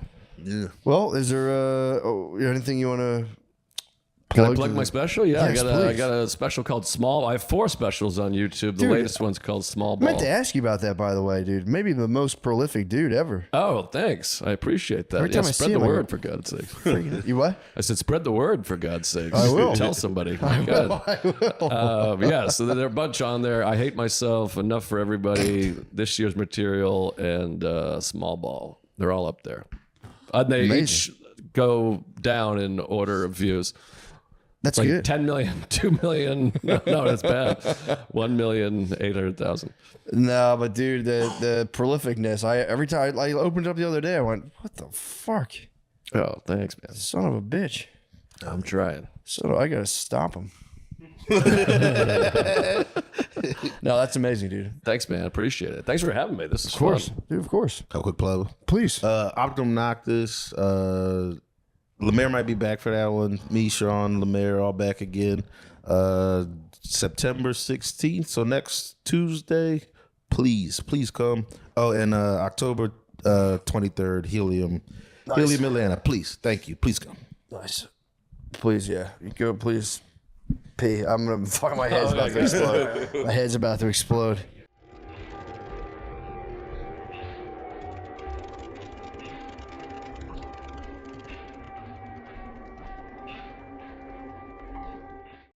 The Wild Wild West. We can start on that. That was hilarious. Yeah. The show, dude. Also, that one girl who just caught a stray in the middle of that, where they're like, it turns out it was the mom who was texting the girl the entire time and bullying her. But then they were like, that one girl was always a bitch. We thought it was her. And they just interviewed this other high school girl, and they're like, so you were a cunt, right? And she was like, I guess I was mean. A little bit. They're like, it was probably that bitch, Courtney. Yeah. Nobody came out of that unscathed. That was pretty fucked up. Did anything happen man. to the kids? Did they end up like doing I anything felt, bad? the daughter, it was real sad to see the daughter like that. Like, they have the body cam when the cops go to the house and be like, we've traced the number. It's coming from your mom. Oh. It's really fucking sad. Heartbreaking. Yeah, devastating. Yeah. Did they hit her with a Joe? Like Joe who? Like Joe Mama. It was Joe. Missed opportunity big time. Oh my God. Yo, mama. That was prime. I was just home. That's my niece's number one joke. My niece with Down syndrome. That's literally her. She goes, That's a great joke. knock, knock. Who's there? Joe. You go, Joe who? She goes, Yo, mama. But she switched it up. Now she knows her best joke is, nah. You go, who's there? She goes, Joe. Joe who? She goes, Joe Biden. Damn, that's Joe actually Biden. pretty Joe fucking Biden. good. Joe Biden's a nice joke. That's a nice twist. Joe Biden. Come on, man. It's a modern twist on an killing old it. classic. That's fucking great. She's Joe killing it. Biden's such a Joe Biden. I didn't see it coming. And then she claps because everyone laughs. She's like, Dude, that kid's fucking awesome. she's adorable. Yeah, that's great. Great. Yeah, I got to go home and spend time with those animals this week. It was nice. Got to see little kids football. I didn't know they played that young. It was How old? hilarious. Like fucking 6 years old, 5 and 6. Yeah, People pancaking on their no kids? one cares about concussions where I'm Oh from. my god. These kids are getting fucking leveled, dude. They don't know how to hit, so they sprint into each other, and no one has balance. So it's just hit stick after hit stick. But they break runs, dude. It was, Dude, I bet. Yeah. Oh, that's awesome. Yeah, there's like 3 kids that can run. They get the ball, they're gone. That's awesome. They weren't keeping score though. I was a little pissed. You should. I kept They the don't score. keep should. Yeah, you score? should. I kept the score. Shamrocks won. Yeah, because you're fucking Shamrocks beat the gambling CV on it. Eagles. Yeah, I wish I was gambling. I didn't know they played that. I thought it was all flag until flag So football. did I. Shooting them up. Wait, were you doing weigh-ins or what? Wait, how? Oh, old also, are these there's no kids? fucking Kindergarten. weigh-ins anymore. I saw a unit on like a fucking. This kid must have been 200 pounds. Wait, shut the fuck. It's like not into. There was the next kids up, the next team like ponies or peewees were warming up, and there's no weight limit now. They just have to play on the interior offensive line. Gotcha. Oh So my the interior God. O line is like for real. What? The kid that was like 6 feet 250. Yeah. He was in like second Wait, how grade. old are Like, these kids? Oh, second grade. He was huge. That's crazy. Yeah, he was just a very, very obese kid. That's but awesome. he was fucking bringing sad. it. I'm glad they're getting their shine. That's kind of nice. Yeah, it is pretty great. Yeah. Like the greatest kindergartner right tackle or right guard there ever was. Yeah. They said he threatened to shoot a kid. What? Yeah, he had never played sports. They just got him off the couch. And the first person that hit him, he was like, "I'm gonna put 2 in your head." Were his words. Second grader? Yeah. Honky. He's pulled him off the cod though. If you pull a kid off the cod, he's gonna lash out. That's literally exactly what they said. They're like, "Dude, this isn't Call of Duty." Oh, He's wow. like, "I'm gonna fucking shoot you in the head." So I got that going on. It's a lot. Yeah, it's a lot of stress. What was a flag? Did he get a flag? Personal foul for death threats? No, that was a practice. That was against Whoa. his own teenname. Yeah, one of his coaches told me He's gonna channel that to the other teams. it's time for him to start wailing on it. I don't mind having a little Jalen Carter on your squad. You know what I mean? Somebody who's willing to die. Spitting on First the play of other the game, fucking spit kids. on the That's quarterback. Yeah, that's great. Nice. That was great. You liked it? I saw you Dak see spit that? first. Wasn't there a reason for that? Yeah, Dak did spit at him first, which Yeah. we didn't know Yeah, during right, the at game. the He was time, just like, yeah. that's the craziest thing I've ever seen. Yeah, he got kicked out. He got kicked out of the game, right? before Before the the first first play. snap. Yeah. Before the first play, he walked into the Cowboys huddle and spit on the quarterback. Yeah, but I They were saw. like, all right, you're out. Yeah, you can't do that. You were fired up. I was furious. Did he go for face or like where he He spit? spit right on his chest. But Dak spit towards him. Dak spit from a distance towards him, He's a cowboy. which is a good move if you're going to fire someone up. I Yeah. think it's yeah. easy to Yeah, get. Nick's on the sideline like, okay, I like it. I think Jalen, though, that's a guy you got to target. Yeah. If you're an opposing quarterback, you can get him kicked out of the game. You can get him But fired if up. he stays in the game, you're in trouble. Yeah. He That's why will he that's why he try to dropped kill so you. far in the draft. You guys always fucking everybody falls right in your fucking lap. It's unbelievable. You guys had a good draft. Yeah, but The G-Men. yeah. We always seem to have a good draft. It just doesn't pay out. You guys lost again this weekend, right? Dude, I mean, And the Dodgers are on the yeah. bridge. About to get swept, huh? A lot of tough losses this month. I'm with you. It's all right. I know this is all. We're talking sports. Yeah. Notre Dame going 0-2. I know. It's I'm a heartbreaking. curse. I'm a curse on whatever team I love. Really? Actually, never mind. The Eagles won the Super just Bowl. won the Super Bowl. Phillies look pretty fucking good. Phillies are good, but Notre Dame 0-2. They're losses you can take though. They're gonna go 10-2. I'm channeling what you did last year. He said, what if they just, this galvanizes the team and they come back and win? I was like, Matt, you're being a girl right now.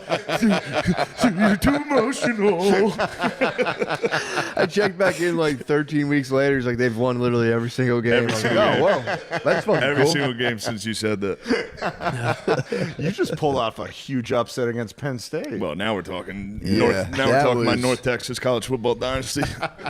You can only watch so many L's before you take the ball into your own hands. I had to with the quarterback. I had to do it, dude. I still can't believe I bet on Penn State today.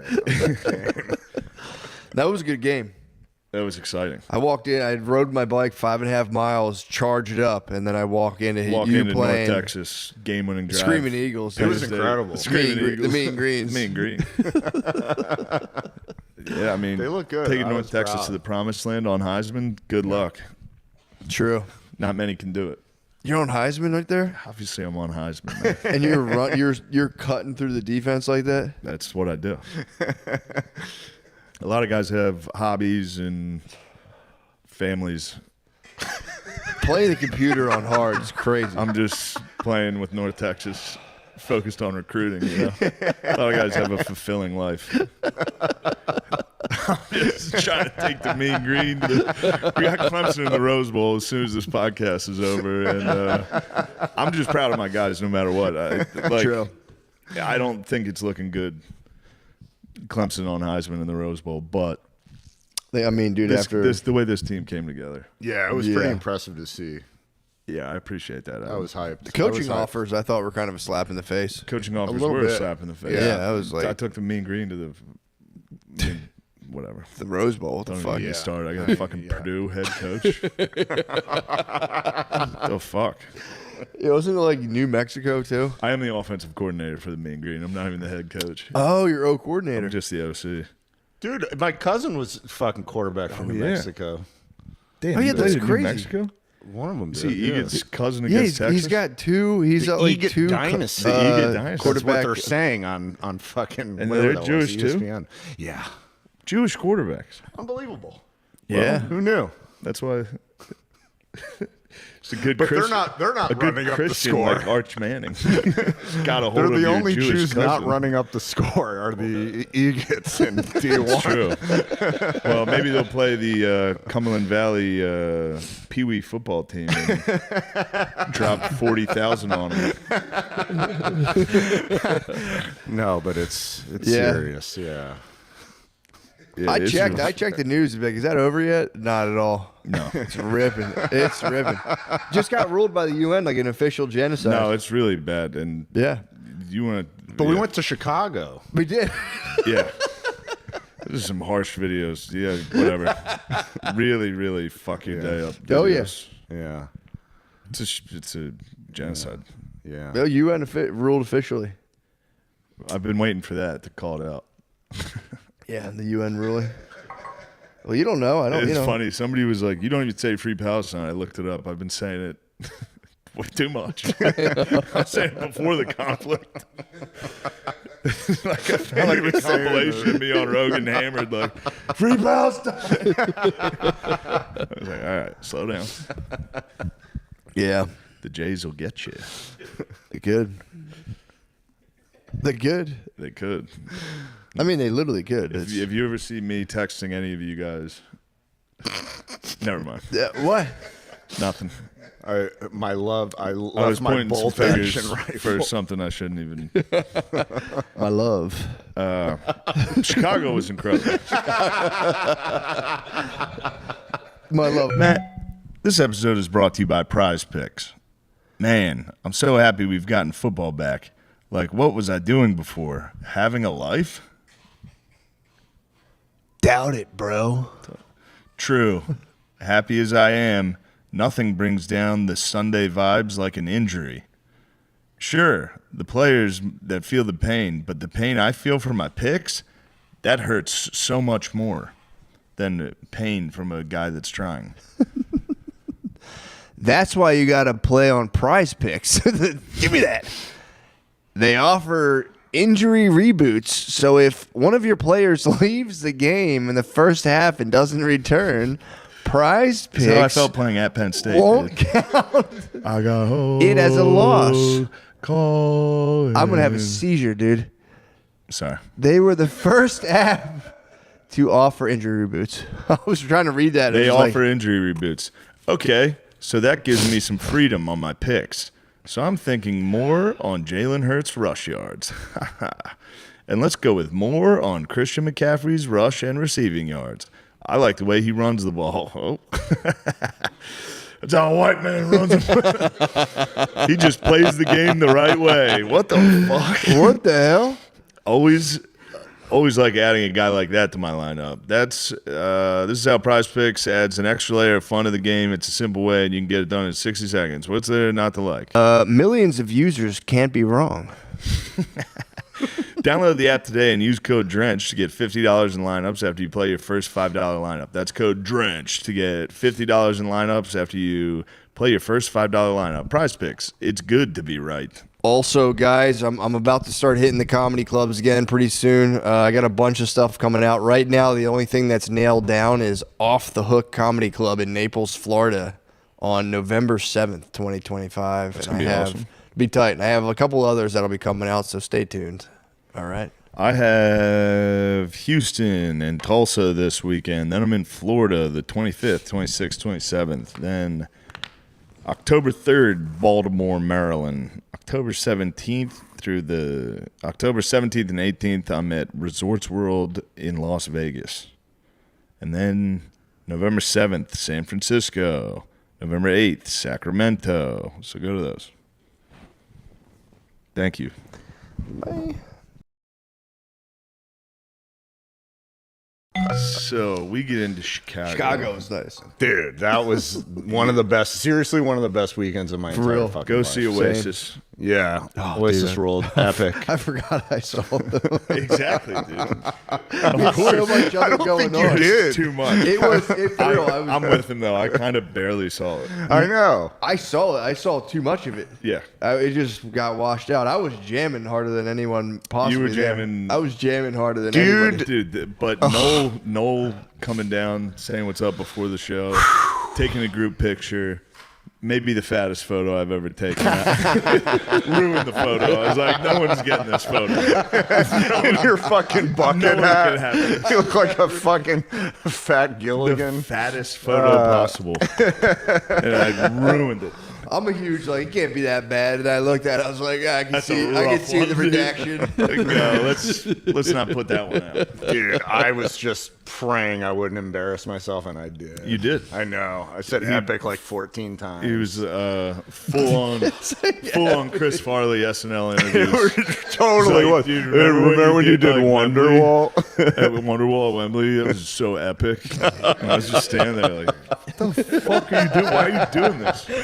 That was nothing compared to the plan. What were you going to do? Oh, right. No, they wouldn't get it. But he did an interview with this guy, Alan Partridge, and he says his catchphrase was knowing me, Alan Partridge, knowing you, Noel Gallagher, aha. And I was going to do that, but say Adam Ega, and it would have been infinitely worse. I would have been so upset. Yeah, so be thankful I decided against my better judgment. Totally fair. Epic was sick. In all fairness, the fucking shows at Wembley were epic. So, bro, I agree. I stand by it. Yeah, they were for the win. I shouldn't have said it 14 times, but he was the person I've always been most nervous. I've always wanted to meet him more than anybody in the world. He was so thank nice, you too. for that. That was awesome. He was the coolest even cooler than I thought he would be, and I thought he would be the coolest man alive. It was also crazy knowing he had to go to a concert. That was his chill level before having to go do a concert for fucking 80,000 people. He still remained pretty chill. Then you'd see him singing, and you'd be like, he was "Holy locked shit." in. Yeah.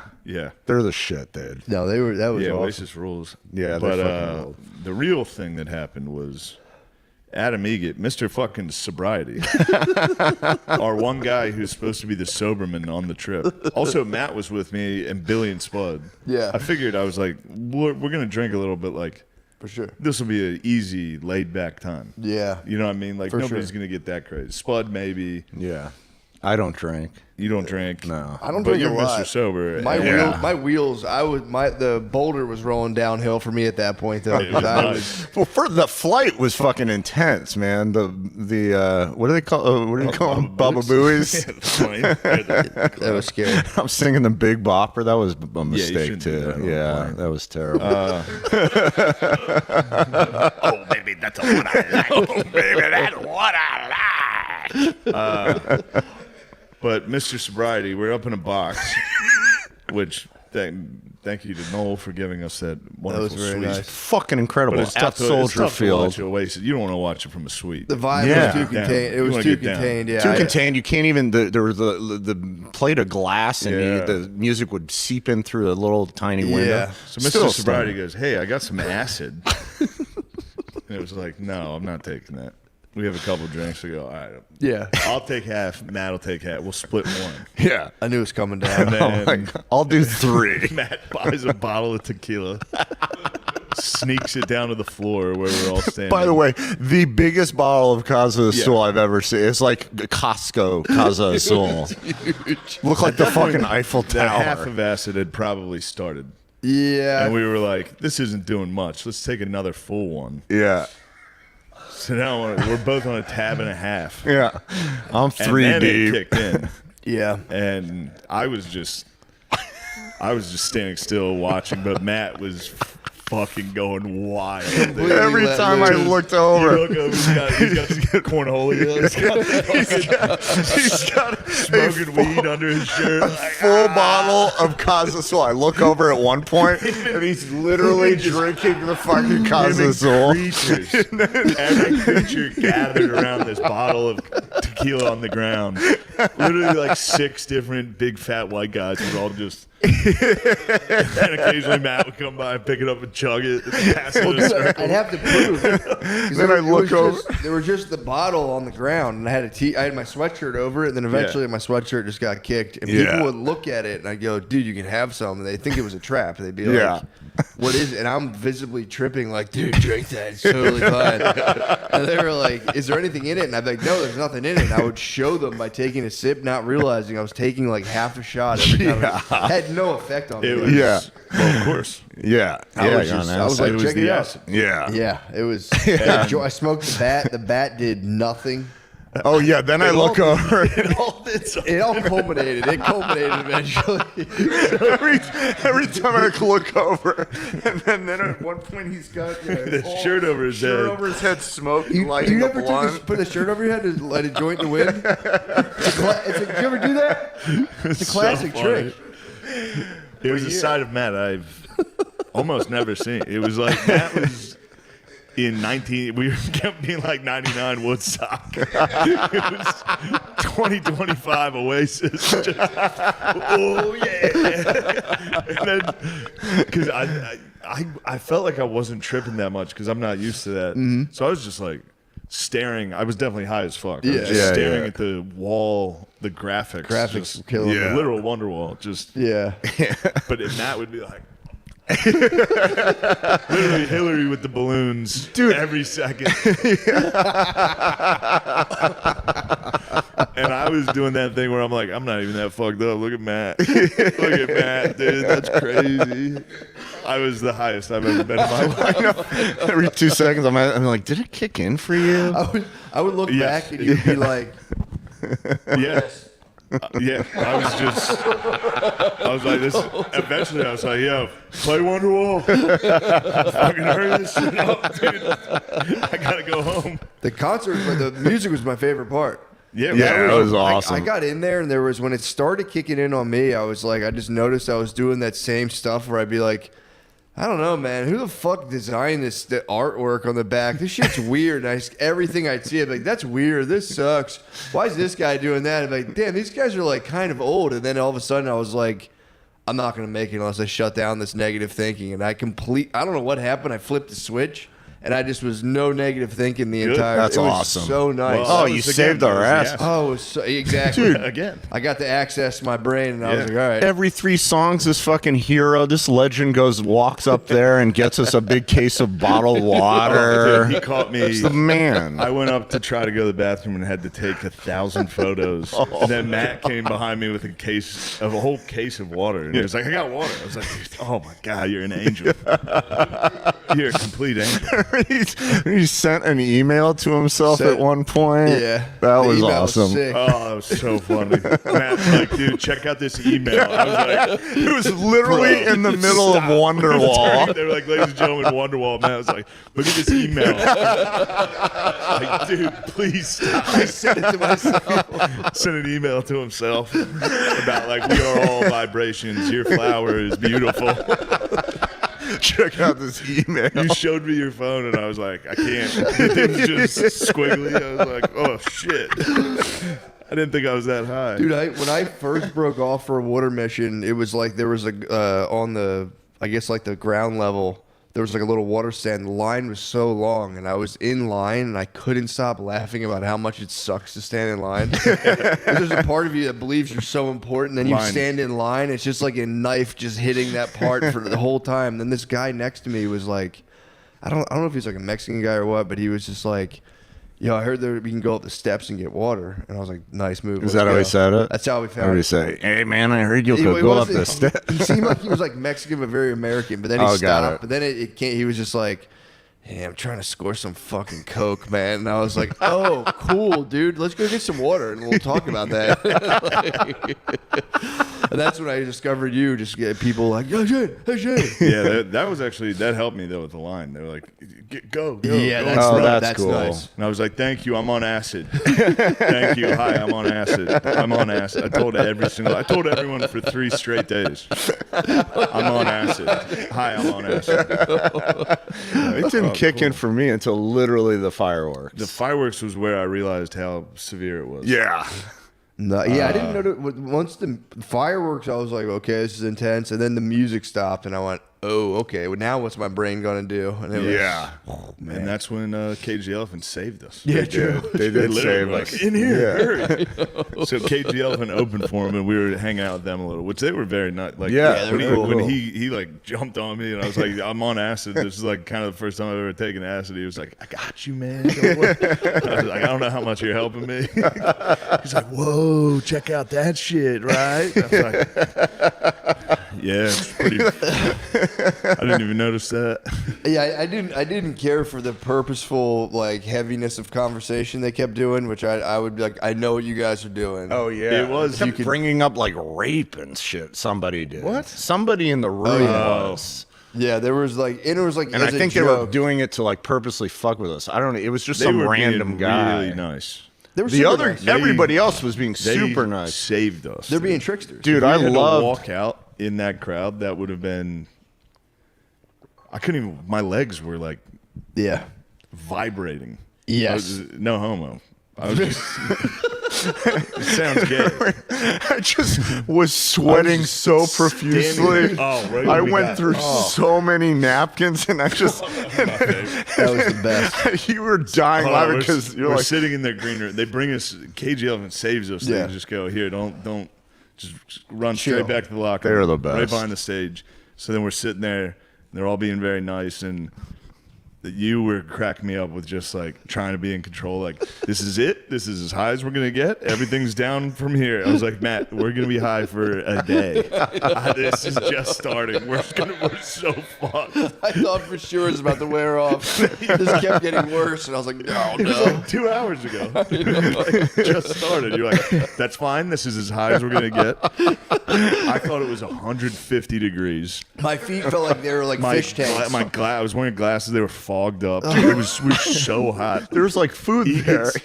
Egot's trying to have a conversation too. Oh, that's what you're saying. You're like, man, Chicago's great. You're like, Chicago, what a great city. Yeah, I was like- look over and he's got a pile of paper towels because he's sweating and just going, Oh yeah, Chicago. What a fucking town. I was like, man, is this Chicago? Hell of a town. Hell of a town. I love it.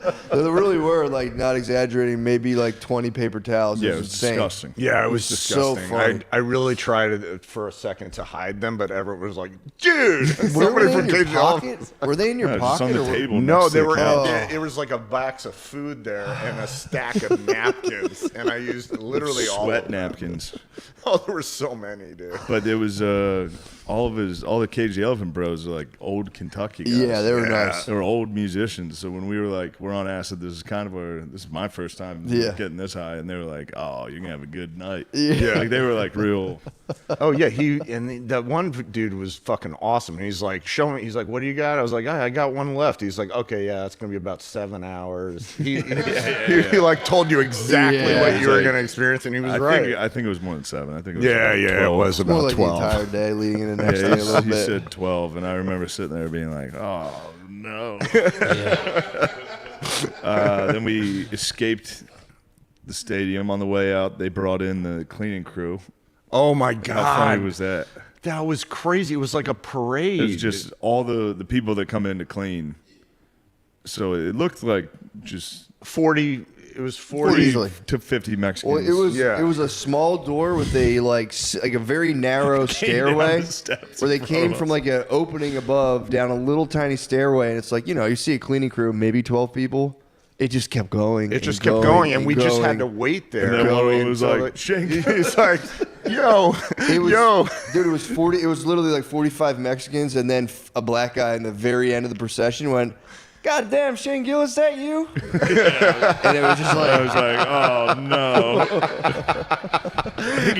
I think he used the N word, which was He did, which was awesome. which was very funny. Yeah, Very funny and way. then we died laughing, and then it was like we should have used that opportunity to go up the stairs, and then they immediately turned around and went, and we had to wait for the 40 people was to crazy. go back up the stairs. Yeah, they Remember were that? shuffling those. it was like a boys around. military procession. It was like Yeah. they just were showing us, and they were like, "All right." Yeah, it was a show of force. They're like back up, and they just went straight back up. And we- So bizarre. Billy was leading the way.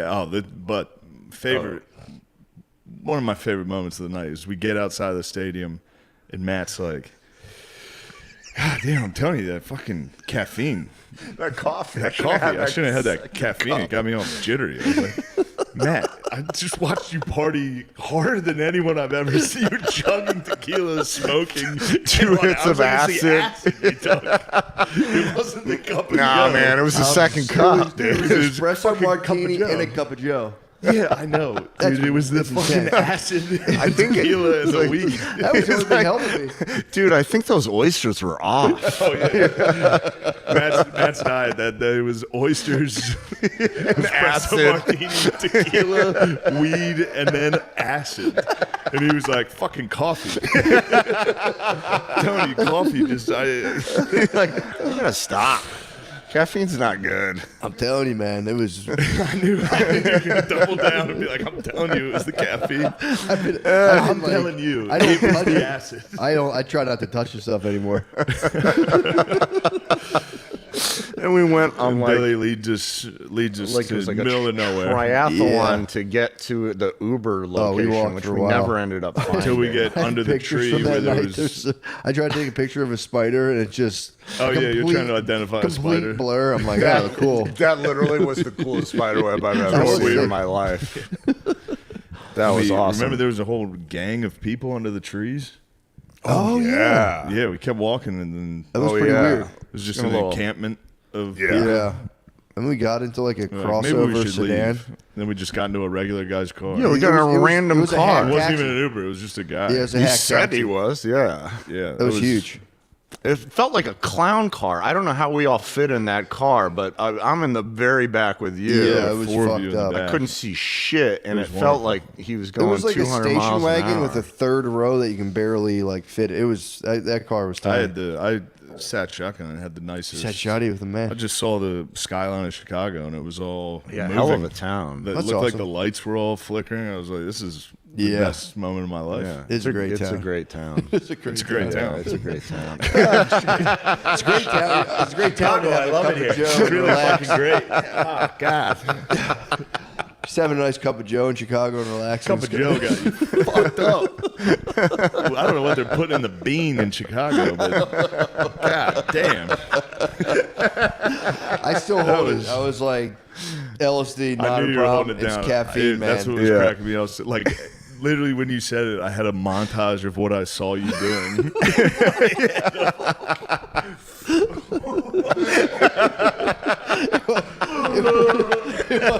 It was one of those joints that has like an eighth of weed. It was enormous. I thought everyone would share. I thought it was a blunt. It was huge. Remember the ones, the ones I gave you from Detroit that are just like, they're bats. Yeah.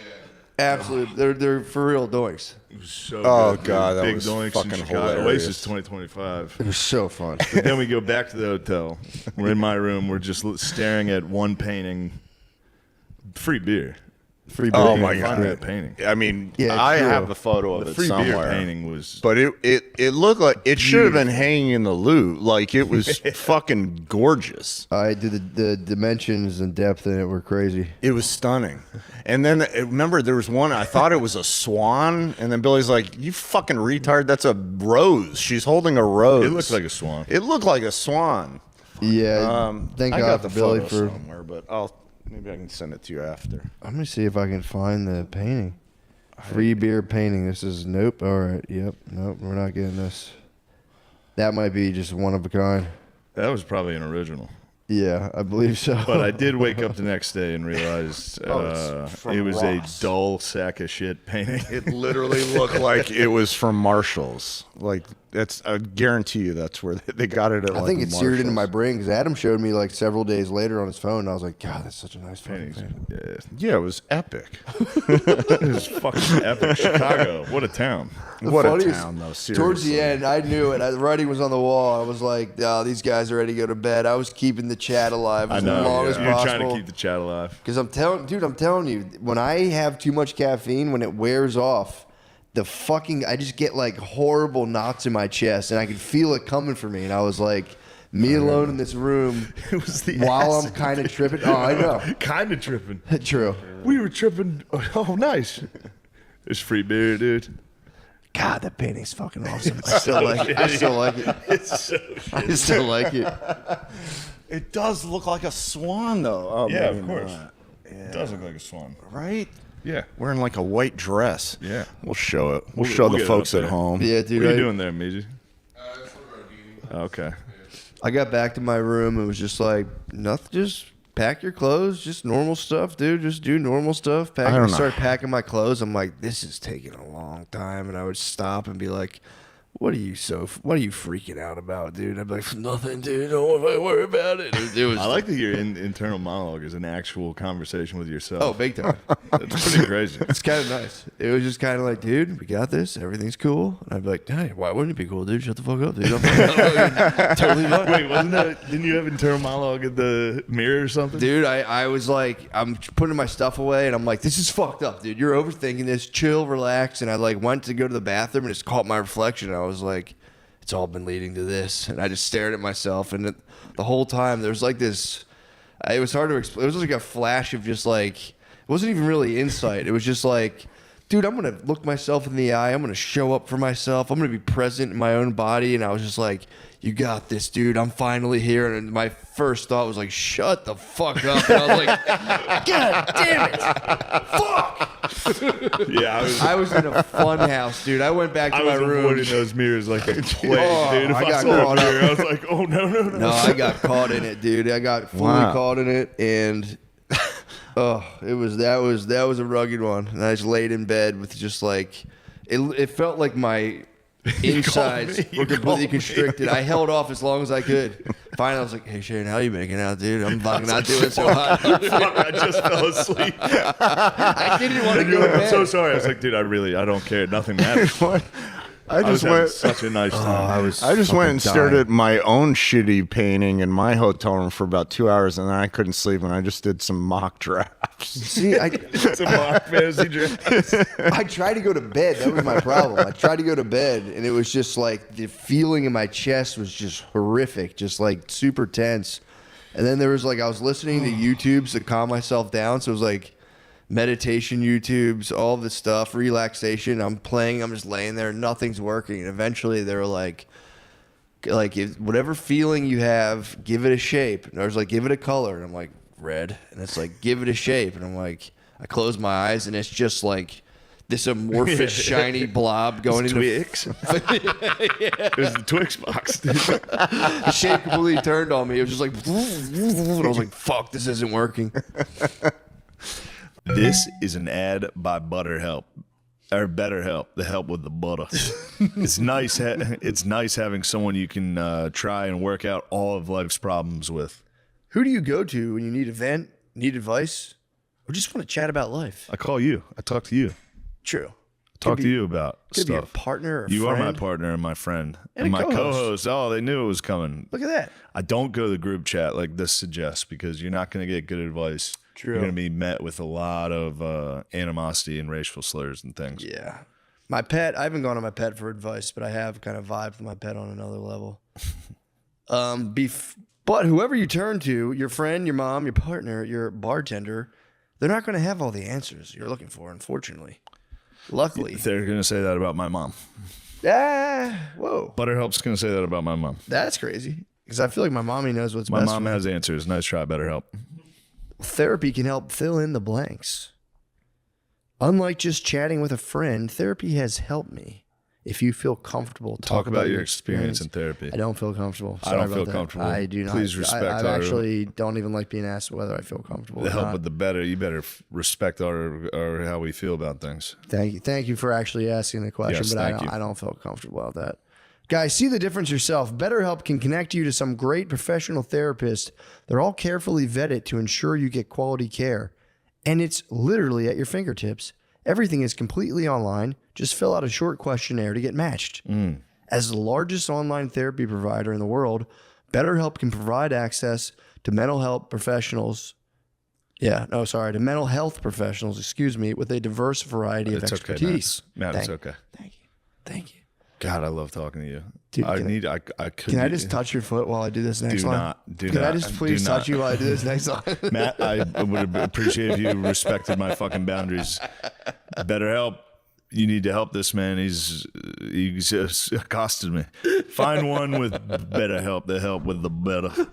Our listeners get 10% off their first month at betterhelp.com/MSSP. That's betterhelp.com/MSSP. Matt, what you've done is disgusting. I need to talk to someone now, dude. Matt, this episode is brought to you by Prize Picks. Man, I'm so happy we've gotten football back. Like, what was I doing before? Having a life? Doubt it, bro. True. Happy as I am, nothing brings down the Sunday vibes like an injury. Sure, the players that feel the pain, but the pain I feel from my picks, that hurts so much more than pain from a guy that's trying. That's why you got to play on Prize Picks. Give me that. They offer injury reboots, so if one of your players leaves the game in the first half and doesn't return, Prize Picks So I felt playing at Penn State. won't count I got it as a loss. Call. I'm gonna have a seizure, dude. Sorry. They were the first app to offer injury reboots. I was trying to read that. They It was offer injury reboots. Okay, so that gives me some freedom on my picks. So I'm thinking more on Jalen Hurts' rush yards.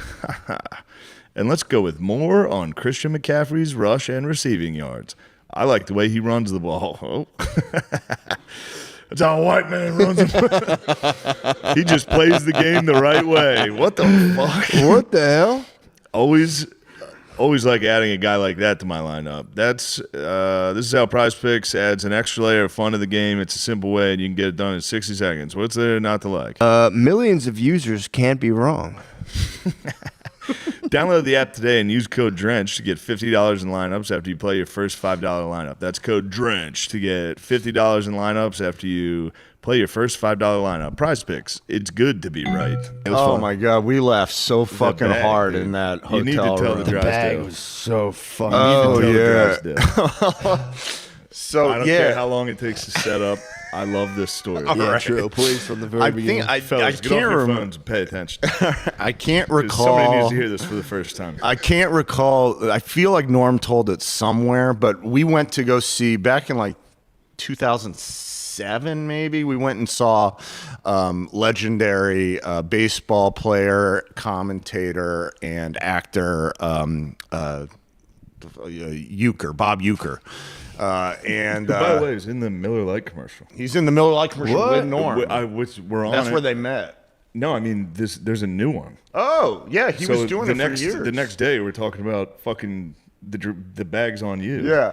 And I'm in a sports bar and Euchre comes on TV. I'm like, Dude, that's the fucking awesome. guy. Yeah, that's awesome. What are the odds? Yeah, Euchre, he was on a famous sitcom in the 80s, Mr. Belvedere, and he was in Major League. And so that's Bob Euchre. And he's literally the funniest man I've ever met in my life. So Norm and I went to go visit him when I was living in Arizona, and he was doing the Improv, and we went down to see a spring training game. And Euchre for many years has been calling the Brewers games. He's from Milwaukee. And he told us the funniest story I've ever heard in my fucking life. And he was saying that back in, I think tell him the Carson story too. Oh, the Carson story. Yeah. So there was a brief time where Euchre did stand up, and he did the Johnny Carson show back in the 70s. And Euchre, he had like his 5-minute set. He kept running it, and then he went to go do it on Carson, and he was walking backstage before he was supposed to go up, and he's like, yeah, man, I'm fucking, and he curses like a sailor, and he has a thick accent. He's like, yeah, man, I fucking went to go do Carson back in whatever year it was, 76 or something.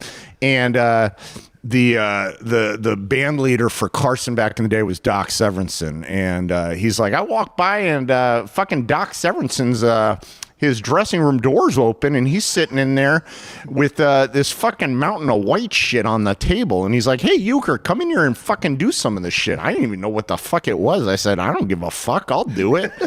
So I go in there, and it turns out it was obviously cocaine. I didn't fucking know. And then, so I'm doing my fucking 7th line, I think, at this point.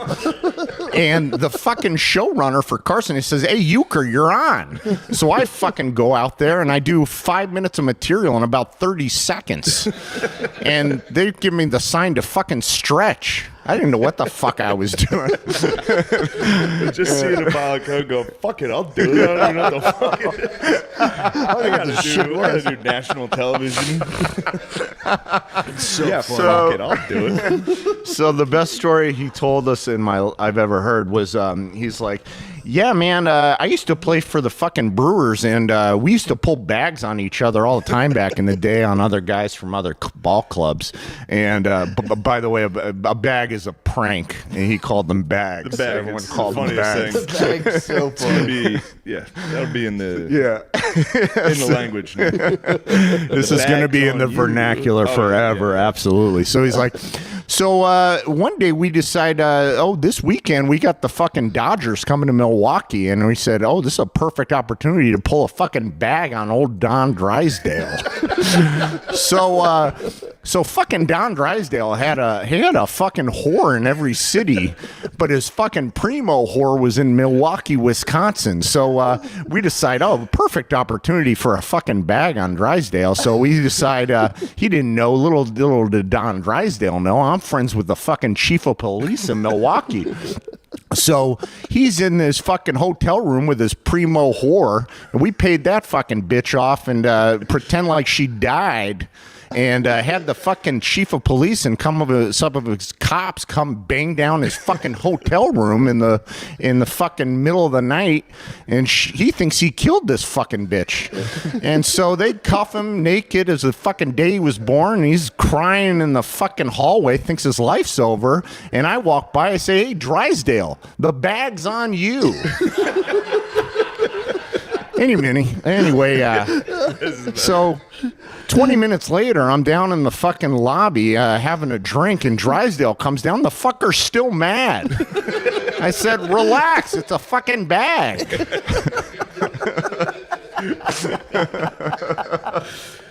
Oh, and then Drysdale, the bag's on you.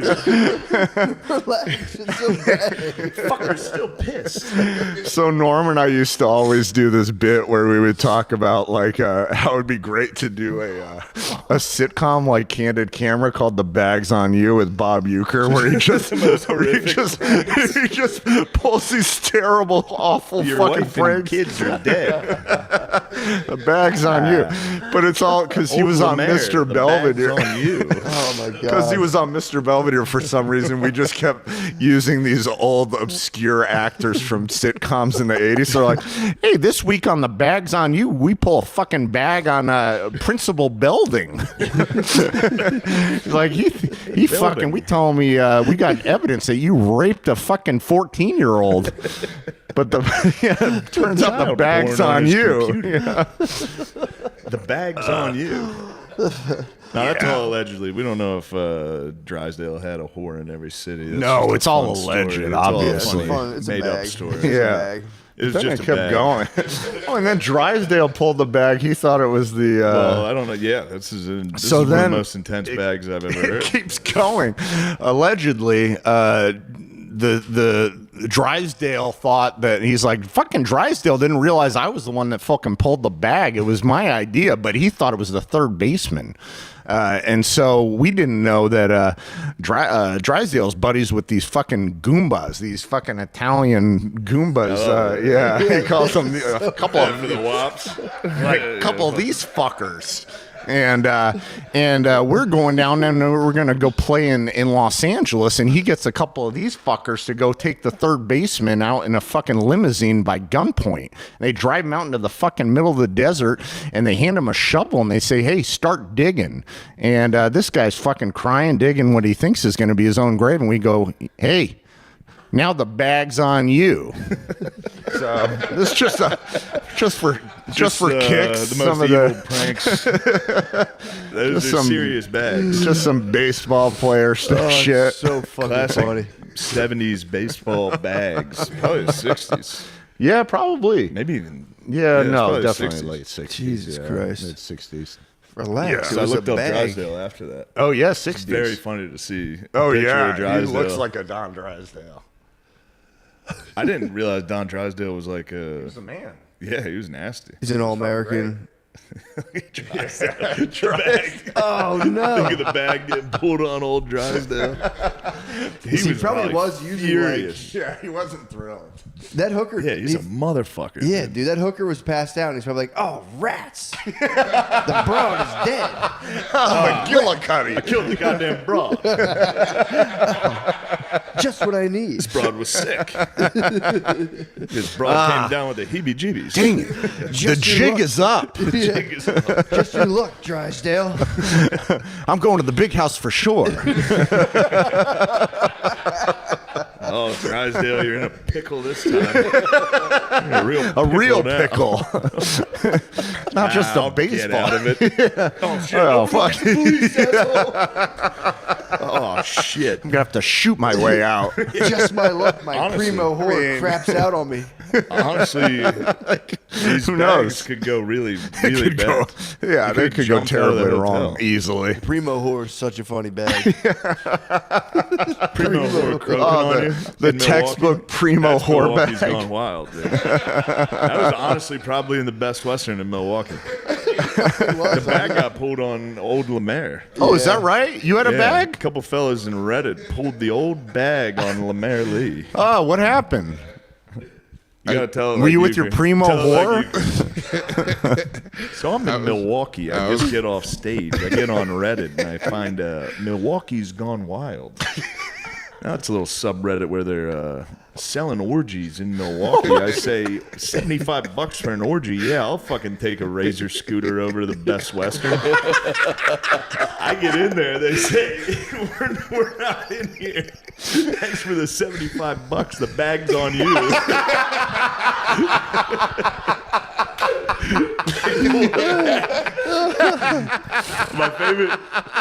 We're back in New York. We're back in New York. Lemaire's just taking off with a fucking rock hard cock, $75 slider. Oh Jesus! Well, you Christ. waited. You waited for how long did you wait? In the lobby. I waited like 30, 40 minutes. I waited some time. Just sitting, dude. And they were like, we can't come down now. We're too busy fucking. Good So excuse. get back to New York, and he tries to confront Milwaukee's Gone Wild, and they're like, actually, it's funny you ask. We have an orgy in New York tonight.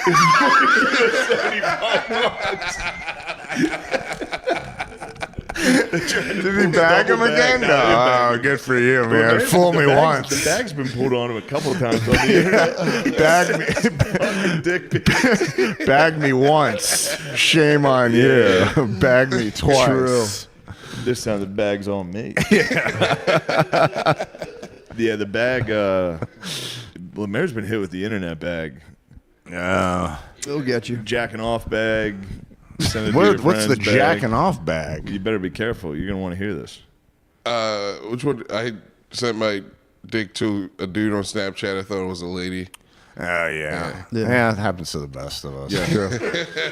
But I admire the fact you were like, go ahead and release it to all my friends. They're cool. There's nothing. You literally. So they get your Instagram, so they see who your friends are, and then they go, "This is who I'm about to send it to. If you don't give me $2,000." Oh my Yeah. God! And you the go, fucking Black You Mirror. go, well, you got to send it because you can't negotiate. They're gonna go, all right, here's another list, 2,000 more. I'm sending it to them. Yeah. Yeah. You can't negotiate with No, terrorists. You can't negotiate with these dictators. What I'm saying. He didn't even send it, did he? Oh, he sent it. What? He sent it out. He did send it yeah, out? Yeah, but nobody answered it. Like everybody was like, "This guy sent me a message about you." I was like, "Don't." Oh wow. Everyone opened it. Just so you know. I would fucking open it. Everyone's opening that. Yeah, true. We were talking about this Horrible. recently, and a girl told me, because we were sharing stories about this, how it happens to people, and a girl was like, happened to my brother, and it got sent to every single member of my family. Oh my God. He was like 18 when he did it. He got sent to his sister, and it was a video of him jacking off Oh my God. with his face in it. Like, It's like, yeah, this is. But he Fucking survived. people are evil. People are evil. Yeah, that's shitty. That's like that Black Mirror episode. And they made him do all that crazy shit. He like, fucked fuck a a pig. pig. No, that was a different episode. There, the bag's on me. The bag's on my dick Bag's before on it me. goes wasn't even into a that Black Mirror pig. episode. I was just fuck the pig. I would almost rather have like if it could be like a side profile fucking the pig than like an eye contact POV of me jerking off on the stream. I disagree. Side profile fucking a pig's That's pretty wild, boy. vicious. That is wild. Well, you can at least deny some culpability. Be like, bro, if you're eye contact into the camera, like, fuck, I'm gonna fucking come. They're both awful options, but I still go with jacking off everybody Fucking a pig does. is nuts. Yeah, that's You wear an odd protection. choice. A real pig. Yeah, you remember? If No, he's an dead. actual it's a pig, dead not a pig. lady. The pig's dead. Oh, that's different. Okay. Well, yeah, then Pig of a that's a different color. no-brainer. Obviously, the dead pig. It's a dead pig. Yeah. Dead pig. Who They're wouldn't? about to. Then you can sell it They're gonna later. kill it anyway. Yeah, a you bunch know? of Italians. Turns gonna clean it out up we and just eat it. fucking paid that pig off to pretend it was dead. The bag's on you. He's upstairs with his fucking primo pig. I didn't even have to send the video to my family. I don't even know why I did that.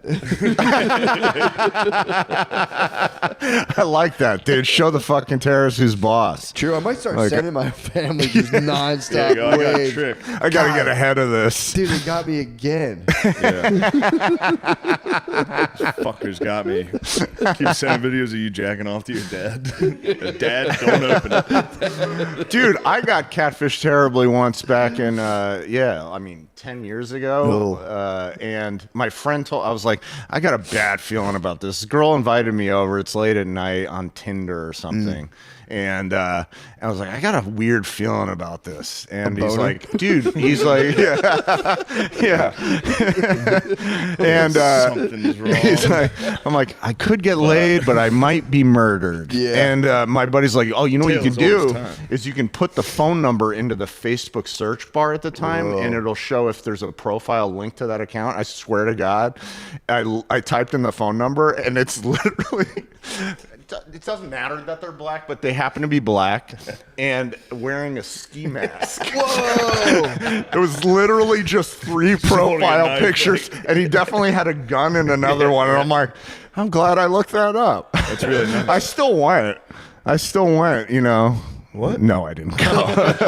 I mean, when you get horny, it's like, yeah. It's funny, like, I was like, yeah, this is Well, still now I know going to what work prepare out. for. Yeah, I Dude, would have that's definitely crazy. been murdered. Yeah, you got robbed for sure. Yeah. It's a good way to rob people. Yeah. Yeah. Yeah, it's better than fucking Reddit You gotta orgies. seduce like a married guy. And they come into your house that way he can't tell on you. Oh, yeah. You Yeah. just rob them. There you go. Take acid, rob people. Jesus. It's a good podcast. No, the horny trap's the best. Yeah. You get someone in, yeah, and you're just kind of, you can't be like, oh, I was like, why were you Governments do there? it. Be like, but you needed help moving stuff in the fridge. You were just afraid, bought a brand new fridge. Yeah, that was an easy one to come up with. Yeah. The governments do it. Yeah, the honey pot. Yeah, it was a Classic. It was Oh, literally a yeah. really great I honey got pot. honey Yeah. potted. Yeah. Damn, that would have sucked though, just to go in the apartment. The and black just- Israelite. in a That was the ski black mask? Mossad. Yeah. It's possible. I I've had- fucking I've love had a- honey too. I literally could get honey potted. I fucking Yeah. I'm a little Winnie the Pooh. Yeah, that's why they do them. Oh bother. Oh, bother. Oh The back bother. on No me. pussy. Just a fucking guy in a I ski also mask. feel like now, if they want to honeypot you, because they have your whole internet porn search history, they can like craft a scenario out of like a porn you watch. You go quickly in come real over. My life. stepmom's stuck in a dryer. You go. Seems fishy, but I gotta take this chance. It's got the Mossad written all over it. Mossad written all over it, but what if she is stuck and she needs my help? Having a stuck honeypot would be so fucking funny. What is this? Going to a party, someone will be like, "Oh, that room? Oh, my fucking stepmom's stuck in the dryer." Don't worry about that mirror that looks like a camera could be behind it. You just walk up to the mirror. I know you guys are watching. I'm doing it. Yeah, my stepsister's frozen in the kitchen. You can do whatever. It's just a new thing. It's this crazy thing. It's called free use. She's just bent over the kitchen counter. Checks out. Don't mind the Jewish cameras everywhere. You go home. You're like, your dad's like, Shane, I got a divorce. This is your new stepmom. She's like a fucking 23-year-old Brazilian lady. You're like, this seems fishy. I've seen videos about this. Fucking Mossad. Mossad keeps getting me. She's so nice to me. Yeah, honeypot is the best. I mean, it's a good trap, I'll say. Yeah. If you're gonna get trapped, you might as well the get way to fucking go. honeypotted. Yeah. You know? Yeah. True. Legally, Yeah, you know, that's what for sure. I'm not. Because then it's like my thing is if I got caught into the honeypot, I would start to be like, can we do another one? Can we do Yeah, those? be At like, least I don't one? know if you made my mind up yet. I'll never talk. These guys keep sending fucking chicks to suck my dick. The worst spies ever. I'm just lying. Just keep making shit up.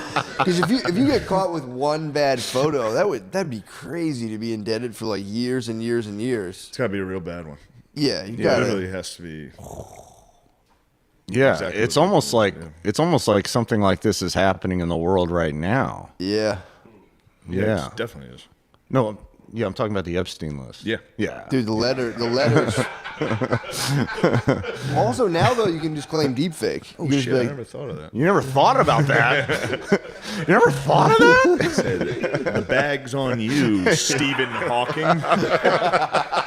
Dude, Epstein was a master bagger. Down to the beach, you can't even walk.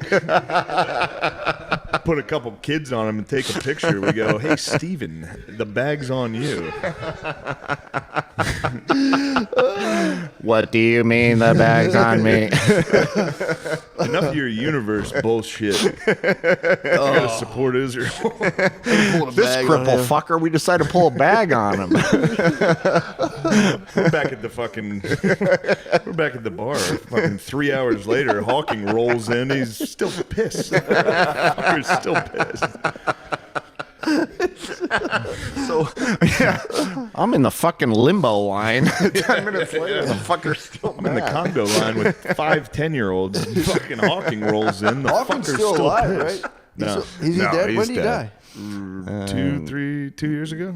Wait, probably didn't Stephen longer. Hawking just die? I think it was like 3 or 4 years 3 or 4 ago. years. Really? That was kind of during all the Epstein stuff, kind of. Yeah. That must have had to be nice to be an assassin and be like, who you got to kill today? Like Stephen Hawking. You're like, 7 years Easy. ago. easy. Cakewalk. Just turn him off. You just Yeah. power him down. You know, he's saying some dangerous things. How do we stop him? I got it. I broke his charger last night. Snuck into his house. Broke his charger. It's almost too easy. It's just crazy enough to Yeah, work. Hawking being on the Epstein on the island. Yeah, that's tough. He was probably old as fuck too. I know. Oh, bother. True. They really fucked him on that. And why did only like 2 people? It was him and like a magician that got released. There's only 2 people. There. Oh, David Copperfield? I think Copperfield. I think the mysterious Mr. I Copperfield. bet he wished you could make that list disappear.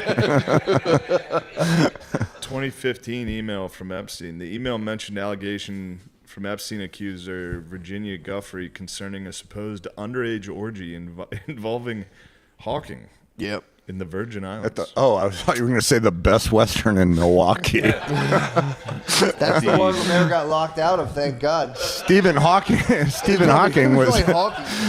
Hawking rolled himself home, $75 lighter, and pissed off. You promised me, Lemaire. They had the whole thing set up on like a 40-screen computer. They almost got you. Fuck you, bitches. I'm on my way to NASA. Oh, it's funny. There's actually going to be an orgy at NASA later this afternoon. 75 All bucks. right. That's a deal. I'm in. Sick Was that deal. the only 2 people? I feel like it was. I could be. I don't want to put smut on Copperfield, but I feel like his name came up. It was like a famous magician. Yeah, I then remember Hawking. hearing that. It was just those 2. The names I heard. I could be. I don't want to get sued by David Copperfield, Exactly. so I I'll don't- say, or his estate. yeah. He's probably- Maybe it was Houdini. Yeah, that's the ticket. It Damn. was Houdini. That's I the could be wrong. ticket. I'm wrong. Hawking's having a blast. This is him on the island. There's a photo. Holy shit! There's a photo. They said he would. They said Stephen Hawking's would like. He would go into a room with like midgets and make them do math naked. I heard that. Yeah. Wow. I don't know where else. I haven't seen any sources pick that up, but that was the rumor. Naked math for midgets. He would make little people do math. He had him in the math castle. Did you ever play that game? Yeah, he is. Yeah. What, dude? The lit things are too funny. Oh my god, that's so funny. There's some really. Yeah, he's got some incriminating stuff. Why are there only pictures of him? Interesting. He was just probably stoked to be at the party. Yeah, he's just happy to be invited. He's just happy to get out of the house. I don't think because I think a lot of the other people might have been big power players, and Hawking was just probably like, you know, did you ever see like the coming of age, like high school tales when the nerd gets invited to the party? Yeah, finally gets invited to the pool. I can't believe I'm finally here. Did you guys know that the universe is fucking... shut the fuck up, Hulk. Throw him in the pool. Toga. It was Can't Hardly Wait, for sure. Was. Bro. God. That's crazy. Yeah, that's wild. Yeah. It's also crazy to think about how that happens. Like, because if you become like a millionaire or multimillionaire, you're like, you know, you're getting into like more and more kind of like rarefied circles, and all of a sudden it's just like, dude, I have an island. We're gonna have sex with children. You're like, Ugh. what the fuck? There's no way they lay it out. I don't know. Yeah, Actually, maybe they not. probably did. I mean, that's another one. Fool me twice. Yeah. Second you get on the second jet, you go, there better not be any kids here, Jeff, you fucker. 'Cause last time I didn't like that. During the Clinton era, that was like the 90s. Dude, jailbait was like, that was like a funny, popular thing to be like, dude, she's jailbait. Yeah. It was not like, now it's like pedophile. That made it late. Yeah, that was, dude. That was during like Obama. That was like... Dude, I say it all the time. The first... jailbait was like... Watch the pilot of Californication. It starts with him having sex with a high school girl and being like, "Oh shit, I'm such a crazy writer," and that's the pilot episode. That's I what think of the happens in series. old school. Yeah, He fucks a high school chick. Pineapple Express, his girlfriend's in high school. yeah. What was he like? How old was he? What the fuck?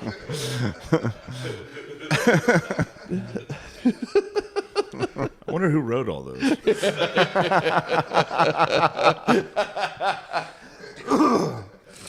Who's doing this to us? Dude,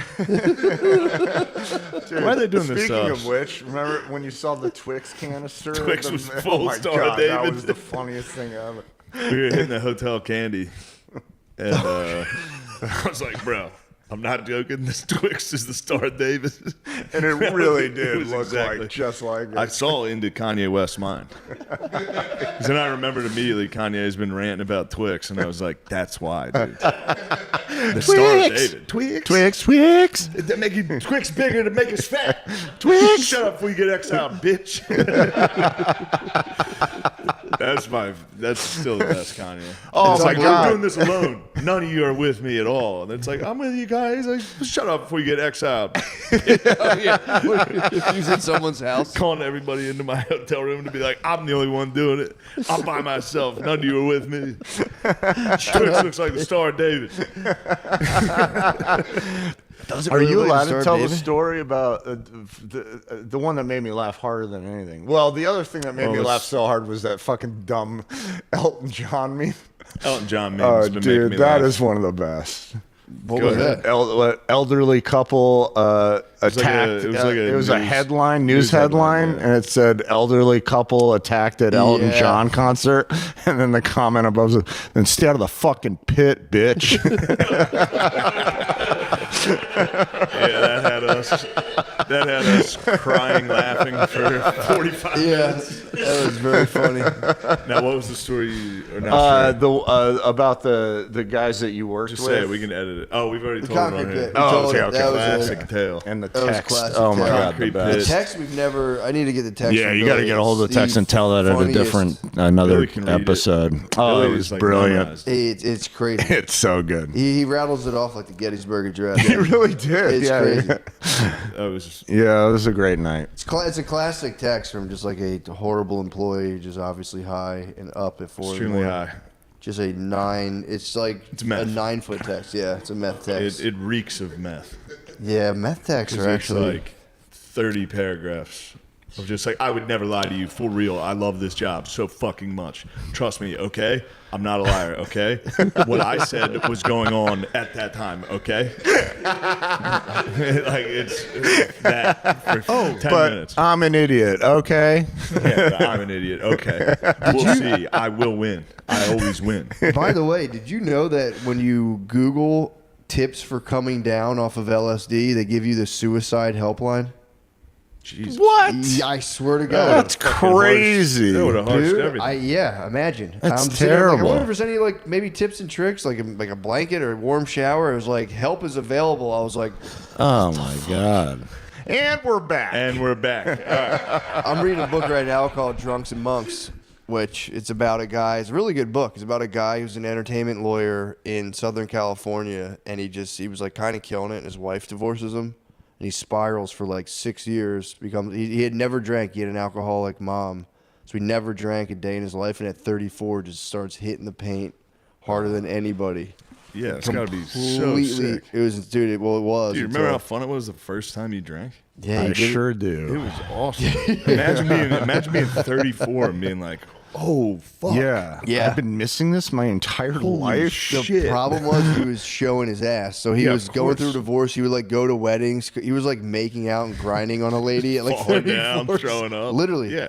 And his mom was like his mom actually then like his mom got diagnosed with cancer. Then she relapsed You got to hit the and fucking got relapse. dementia. So he was like his mom. They didn't realize whether the mom was already like kind of a drunk who would like fall down, but then the mom started shitting herself all the time. So at one point he gets like kicked out of his second wife's house, and he's just with his like mom, who's like is going to die pretty soon, but she actually rallied for like 6 years. And the dad would just freak out. So he was like 34 in his childhood bedroom, and he had a horrible childhood. But at 34, he was in there with his dad being like, "What the fuck's wrong with you? Shit in your fucking pants!" And like Oh, screaming man. and breaking shit. Something happened? Does anything good happen? Yeah, I think he becomes a monk. I think he eventually leaves. Oh, okay. Yeah, Dope. I think I haven't finished the book. Nice. He becomes like a devout You're gonna- Catholic. Wait, you haven't finished the book. So you're just I'm guessing? pretty sure he becomes a devout Catholic monk because I watched some interviews When's the after. last time you read Bukowski? Not for a couple of years. You would really like Bukowski. I remember liking you it. like this shit. I read his I forget the one book. It was good. His whole, like Ham Him on sandwiches Rye, or some Him shit? on Rye. Ham on Rye. And Post Office This Women Hollywood. this is nice because it's that, but then it has kind of like a theological undertext because he's constantly he just starts like singing in a choir at like a Latin mass. It's really funny. He's just a drunk. It's really funny. It's really funny. I used to drink at Bukowski's bar a lot. Really? The Frolic Room. That's nice. Pretty I sick. miss drinking, but not really. But yeah. I can see how you would not miss it. But there's good days and bad. Yeah. Yeah. I just read he had that book of shorts. I read that one about that girl he was fucking. She was like a prostitute, but he like loved her. It was, I don't know, it's kind of beautiful. It was like a He's 30-minute really, read. Bukowski fucking rules. But if Yeah. you're into just a guy who's a drunk fucking mess, that's 90% of the stories are him. Like, Yeah. It's most getting drunk writing. at a bar, eating a lady's pussy, getting knocked out by another guy, Yeah, it's pretty great. All those fucking great breaking writers into were. someone's house, getting knocked out. They were all literally the biggest drunks ever. Yeah, Hemingway, fucking. Yeah, but Hemingway was like Faulkner. He was a good drunk. Yeah. Until he Till he took a wasn't. shotgun Yeah, to until his he fucking wasn't. own head. That wasn't alcohol. Till he got the Eagles gun. No, that was I think he had dementia. Did he? Yeah, I think he started to have. Oh, no. wow. It was Okay. either dementia or Parkinson's. Yeah, I but forget. didn't I think a lot of his family, it's like a family curse. I think Yeah. a lot of his family killed themselves. Also, I think he might have been, throwing some jabs at women. Yeah. So maybe he wasn't the best drunk. Oh, he's Right. was I punching think he was ladies. fucking. He'd have a couple and go. He was drinking mojitos too, which is funny. Yeah. Drinking mojito Interesting. and be like, Yeah. But it's he was not- like a adventurous drunk. He'd be like, I'm in a war or I'm fishing or something. Yeah. Bukowski's literally just like, yeah. I'm going to the Barfly. bar. Yep. This fucking ugly motherfucker's looking at me. So I was like, fuck you, you ugly bitch. And he knocked me the fuck out. Then I woke up in a puddle of my own puke and blood. Shakespeare. And then I raped a lady. He Jesus does that a lot. Yeah. Christ. Yeah, that's rough. He's not afraid to, yeah. Jesus. Wow. It's in the book. It's, Jesus. it's Yeah, fiction. for sure. For sure. Maybe the greatest writer of all time. What's some prose? He was fucking drunk at a bar, and this Yeah. fucking ugly motherfucker. I punched him Now in he the face. puts out little gay poems. He writes little poems that I like. Yeah, Yeah. it is cool. All right, that's a good episode. Yeah. That was fun. Thank you guys. See you soon on the Patreon.